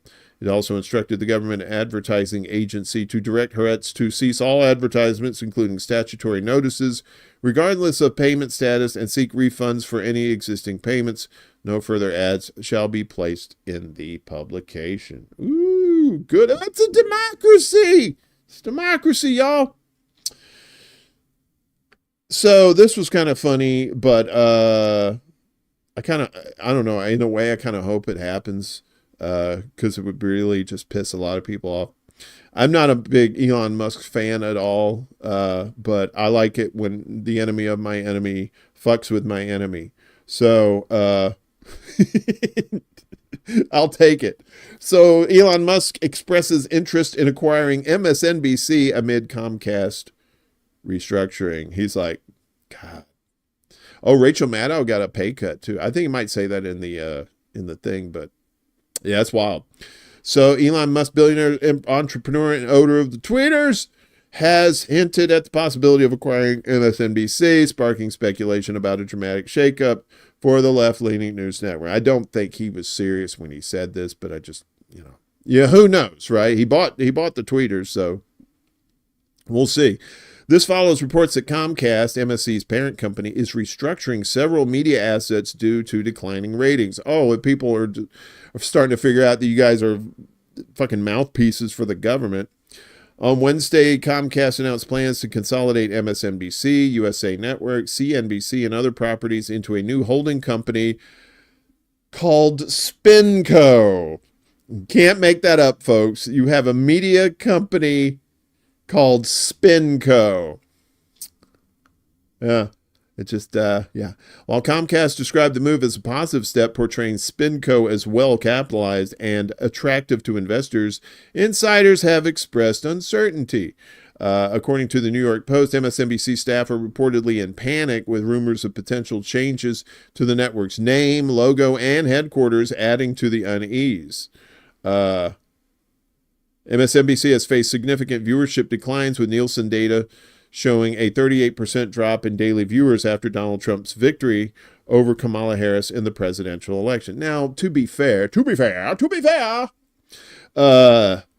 numbers are probably going to go up once Trump takes office again, because that's the thing. They want Trump to be president because it juices their numbers and puts more money in their pocket. CNN has also experienced a downturn with a 27% decline in viewership compared to pre-election numbers. Amid the turmoil, Donald Trump Jr. stoked speculation by tagging Musk on the tweeters with a mock image of the MSNBC logo and the caption, "For sale, best offer." I hate that son of a bitch, but sometimes it's like, God damn it, you guys are funny. Left people are supposed to be funnier than right people. Come on. Or at least it used to be. Nah, not anymore. Musk responded asking, "How much does it cost?" While no formal discussions about an acquisition have been confirmed, Musk's response has drawn attention, given his penchant for high-profile business moves, such as his $44 billion purchase of the tweeters 2 years ago.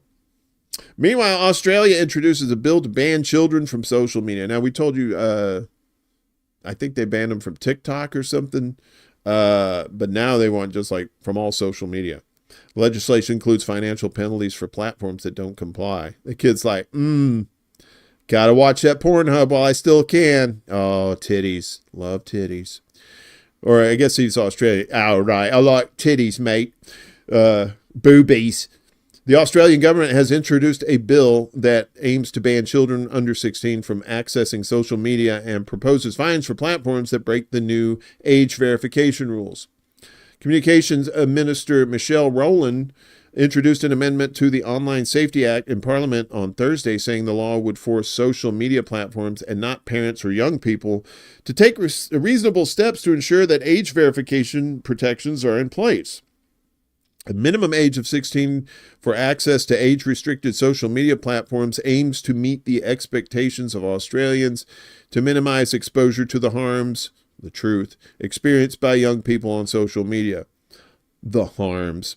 Almost 2/3 of 14 to 17-year-old Australians have viewed extremely harmful content online, including drug abuse, suicide, and self-harm, Rowland said. Well, that's on like all kinds of TV shows stuff, too. The legislation includes financial penalties of up to 50 million Australian or 32.5 million American for companies found not to have taken reasonable steps to prevent age-restricted users from having accounts.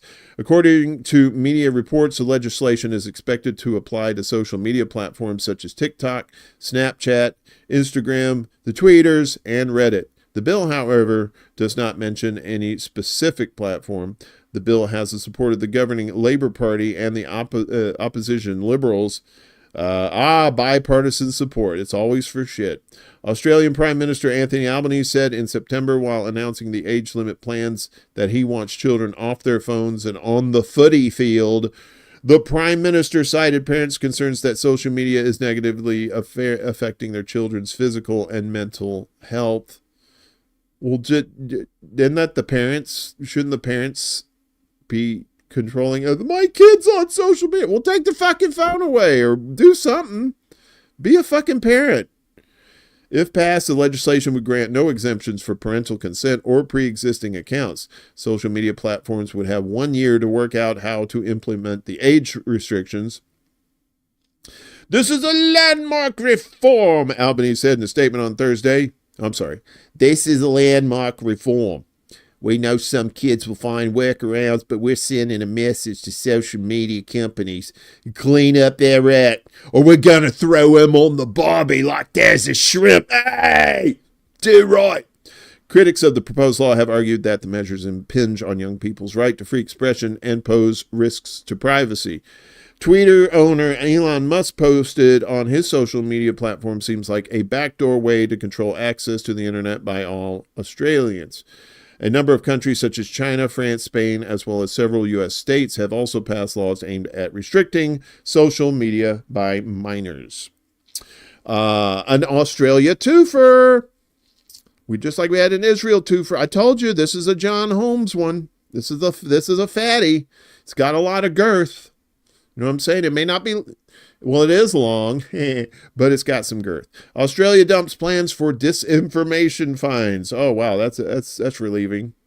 That's a relief.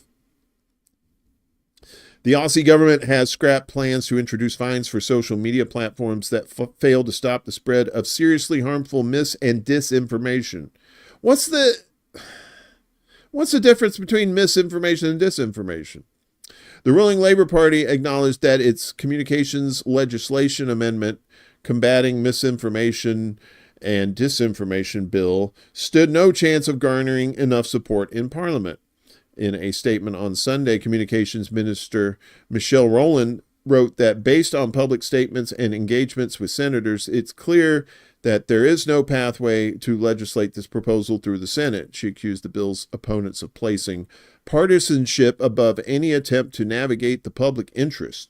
According to Sky News, the Conservative Liberal National Coalition, as well as the Australian Greens and a number of crossbench senators, all refused to back the proposed legislation. The opposition criticized the bill as an attempt to suppress free speech. Rowland urged those parties and lawmakers to support other initiatives put forward by the government with the professed aim of strengthening democratic institutions and keeping Australians safe online. The official went on to claim that 80% of Australians want action to address seriously harmful mis- and disinformation that poses a threat to safety, the integrity of elections, democracy, and national security. I'm going to say that sounds like bullshit. I'm going to say probably 80% of Australians don't want it. They probably just flipped the numbers there. A pork chop in every bottle. The communications minister added that the torpedoed bill would have ushered in an unprecedented level of transparency, holding big tech to account for their systems and processes to prevent and minimize the spread of harmful misinformation and disinformation online. Yeah, well, no, it's just a way of controlling them and making them censor people. The legislation would have focused on such aspects in particular as bots, fake accounts, deepfakes, advertising, and monetization. Okay, the bots I can understand, but, and fake accounts, but, all right. But I don't know about this other stuff. The bill envisaged fines of up to 5% of a social media platform's global revenue for failing to comply. Under it, companies would have been required by the Australian authorities to present codes of conduct with the regulator laying down its own standards should a social media platform neglect to do so. The Australian government has mounted a regulatory campaign of late to rein in foreign-based tech giants. On Thursday, Rowland introduced an amendment to the Online Safety Act in Parliament that would obligate social media platforms to take reasonable steps to ensure effective age verification. Like we said, the kids under 16, no social media for you. Why are you not doing this? Come on. This should have probably been in the main news, but, anytime there's, protests and voices being silenced with these protests, we have to call it out as propaganda as well. So Canada Freedom Convoy leader, remember the truckers, the Canadian truckers? Their leader was found guilty over the trucker protest role. Pat King, a key figure in the trucker protest that blocked Canada's capital and ignited a global movement against COVID mandates, was found guilty on Friday for his role in the blockade. The Freedom Convoy, made up of truck drivers and protesters from across Canada, arrived in Ottawa in early 2022 to oppose government COVID-19 protocols. After 3 weeks, Prime Minister Justin Trudeau invoked emergency powers to remove the protesters. King was among those arrested and was the first protest leader to be convicted. Two other organizers, Tamara Litch and Chris Barber, are undergoing a separate criminal trial with verdicts expected next year. King faces up to 10 years in prison after being convicted on 5 charges, including mischief. Mischief? You can get convicted on mischief? Incitement to mischief and defying a court order. Acquitted of more serious charges, King smiled at a courtroom filled with supporters as the verdict was read. Mr. King was not merely engaging in political speech, stated Justice Charles Hacklin, adding, rather, he was inciting the protesters to continue their ongoing blockade of downtown Ottawa. And no offense to my friends in Ottawa, but fuck Ottawa. Sorry. What's up, Yona? Good to see you. He's guilty. Come on, Miguel. He's guilty of mischief and inciting mischief. When I think of mischief, like he puts on like this fool's hat and he's just going la la la la, doing pranks on people. King led hundreds of big rigs and thousands of protesters to Ottawa, causing the capital come to a standstill for over 3 weeks. That was glorious too. I loved it. Every minute of that was so good. I'm trying to see what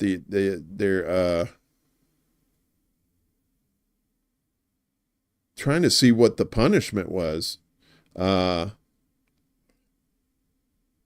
see. Melanie Joly, Trudeau's foreign minister, said that while the truckers have a right to express themselves, police will not accept a protracted occupation of the city, assuring reporters the matter would be dealt with.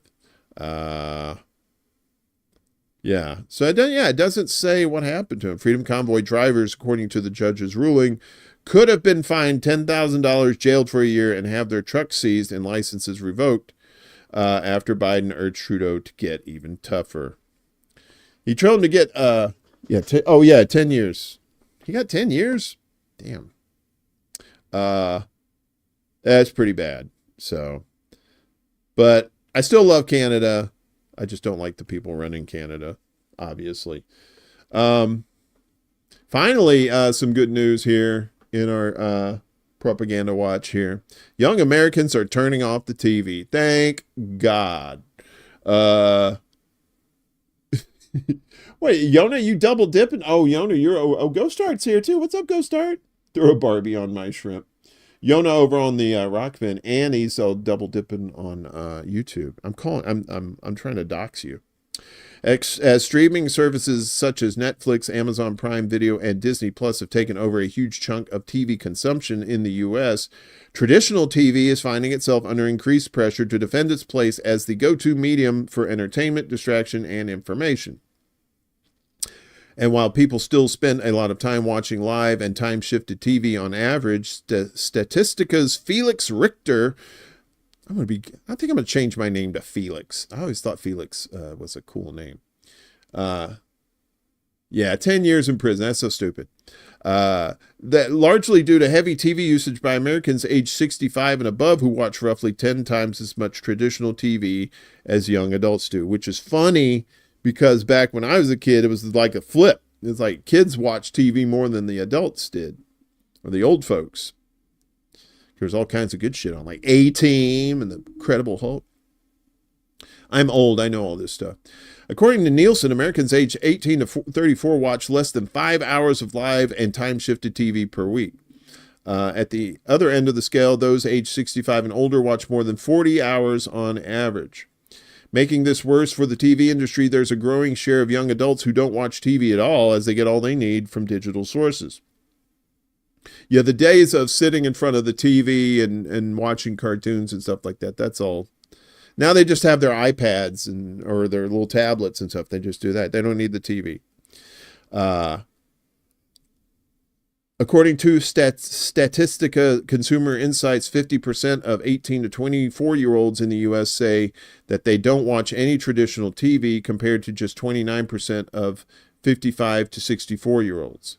I'm a 55 to 64-year-old, and I watch MeTV. I like Star Trek, but I don't watch like regular ass TV because that's some dumb shit.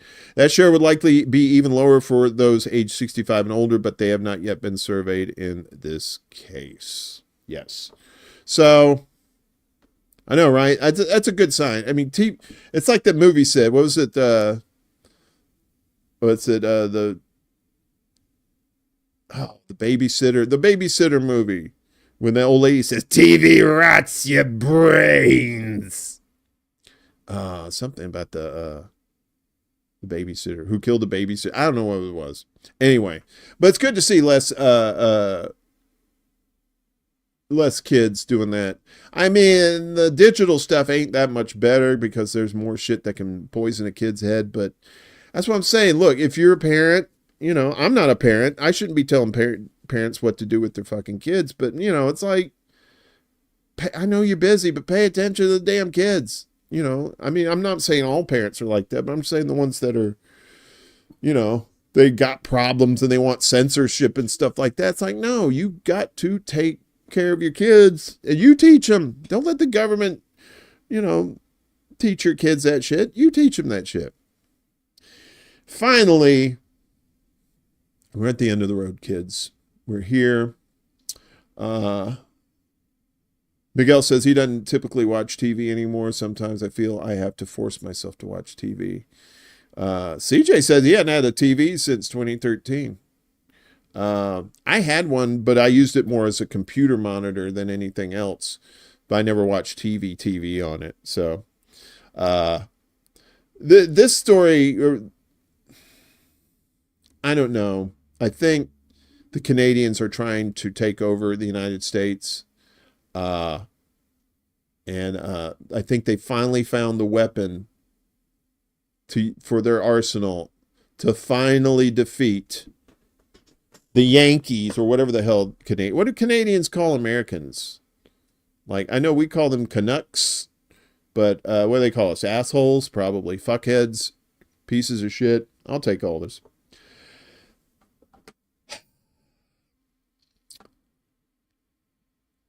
Highly intelligent and possibly invincible super pigs are invading America.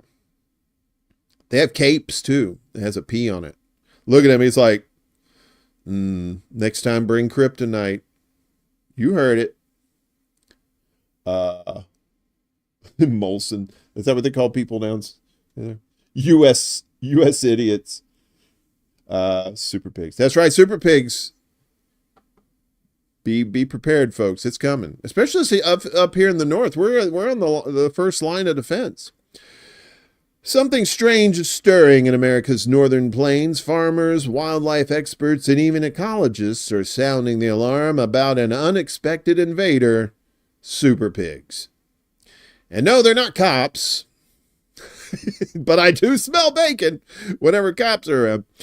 These aren't your typical barnyard animals or garden variety feral hogs. They're smarter, tougher, and spreading faster than an STD in my pants. Wait, what? Than anyone anticipated. Originating in Canada, these hybrid creatures are moving southward, leaving destruction and pig poop in their wake. They've adapted to survive harsh winters, evade capture, and disrupt the delicate balance of ecosystems. What's driving their unstoppable spread, and why are they so difficult to control? That's a good question. The answers could change how we approach invasive species and protect the landscapes they're tearing through. The rise of super pigs, or how all my ex-girlfriends got together and kicked my ass. I'm sorry, no, that was a different thing. From farming experiment to ecological crisis. What started as a practical solution in Canada's farming industry has spiraled into an ecological nightmare. Back in the 80s, farmers bred domestic pigs with Eurasian wild boars to create hardy hybrids capable of surviving harsh winters and increasing meat production. On paper, it seemed like a win-win, tougher animals and higher yields, but when the demand for wild boar meat plummeted, the story took a dark turn. Left with few options, some farmers released these resilient hybrids into the wild. What followed was a perfect storm. Animals designed to thrive in challenging conditions, adapting, reproducing, and spreading across Canada's provinces. These super pigs didn't just survive, they thrived, thanks to their intelligence and ability to evade traditional control methods.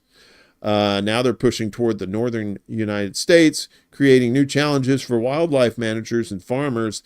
The unintended consequences of this farming experiment highlight a harsh truth. Innovations, no matter how promising, can spiral out of control when the balance of nature is disrupted.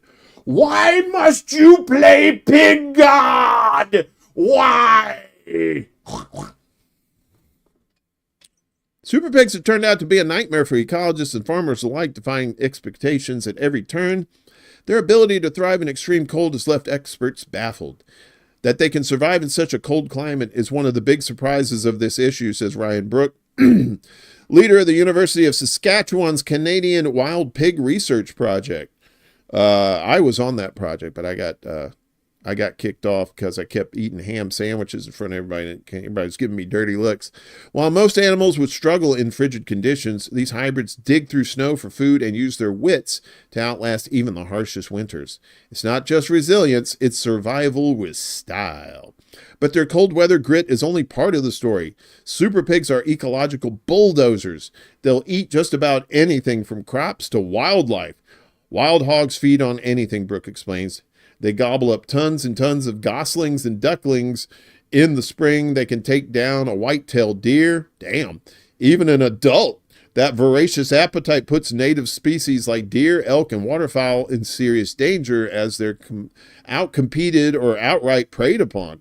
What started as a novelty, something hunters once celebrated, has become an ecological disaster. As Brooke bluntly puts it, the downsides outweigh any benefit wild hogs may have as a huntable species. Adding to the challenge is their adaptability. These animals aren't just hardy, they're smart. They've learned to evade hunters, avoid traps, and exploit any resource available. For wildlife managers, it's a constant game of catch-up. Containing their spread and minimizing the damage will require urgent, large-scale collaboration, but with their growing numbers and unmatched resilience, it's an uphill battle that shows no signs of easing. It's hard to overstate just how much damage super pigs are causing. These voracious animals don't just snack on the occasional plant or small animal. They devour everything in sight. Wild hogs feed on anything, says Ryan Brook, leader of the Canadian Wild Pig Research Project. They gobble up tons and tons. Oh, okay, did we already say that? Yeah, we already said this. But it's not just what they eat, it's how they behave. Super pigs are notorious for their rooting habits. digging up soil like nature's wrecking balls. This isn't just bad news for native plants. They're literally tearing apart habitats. Imagine a field left looking like a plowed construction site, except there's no rebuilding plan. The consequences: accelerated erosion, invasive species taking over, and ecosystems struggling to stay intact. And let's not forget the farmers who wake up to find their cornfields and soybean crops destroyed overnight. Because, yes, super pigs aren't picky about where they cause chaos. And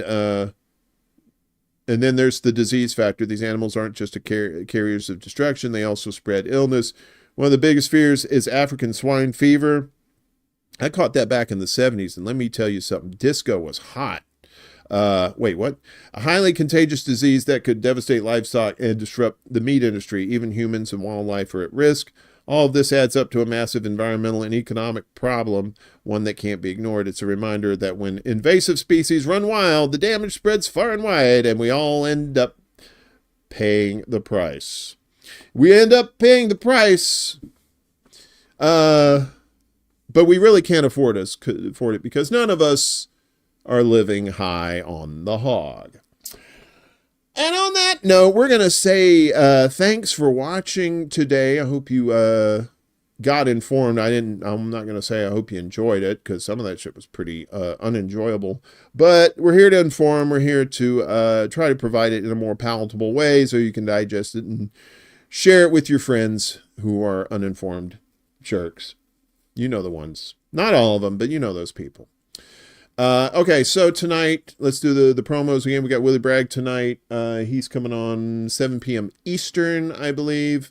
And Around the World, D and Friends, 9 p.m. Eastern. Both of those on YouTube, but I think Willie also, he's streaming on Twitch and Facebook now, too. So, and our buddy Kevin at Black Bear News is either going to have a live show or a premiere. He usually does around 2 p.m. Eastern on YouTube, Rockfin, and Rumble. I think he does other platforms too. I'm not quite sure. So, yeah. So, if you did like everything, if you want to hook me up with some fundage, I would really appreciate that. I know everybody's broke as a joke, but if you can, the donation links are down below. We do CashApp, Venmo, all that stuff. If you want to be a Patreon member, we have you could do $1 a month, and then you get your name up on the thing. And, it's kind of nice. We try to treat people tonight. Yeah. And I appreciate all the support that you guys, not just on this show, but for the whole channel in particular. And, it's good having people that you care about, who care about you, so, and I do. I love each and every one of you. I may not like all yous. You know the ones, but I do love you. And, together we've got to keep people informed, and because mainstream media is never going to do that for us ever again, unfortunately. Yeah, so stay out of the cults, keep your critical thinking skills intact, question everything, and just be careful. Some people may not be the people they claim to be. So as Reagan once said, trust but verify, the thing. So I think I will be back Wednesday morning at 11 a.m. Eastern, 10 a.m. Central, 9 a.m. Mountain, 8 a.m. Pacific time. And hopefully by Wednesday we'll figure out what we're doing for Thanksgiving and beyond. So we'll let you know everything. Exactly, my friend. Question every fucking thing. Don't be a sucker. Don't be gullible. And most of all, don't be stupid. We got enough of those people as it is. Peace! This is City Alpha 5! Woo!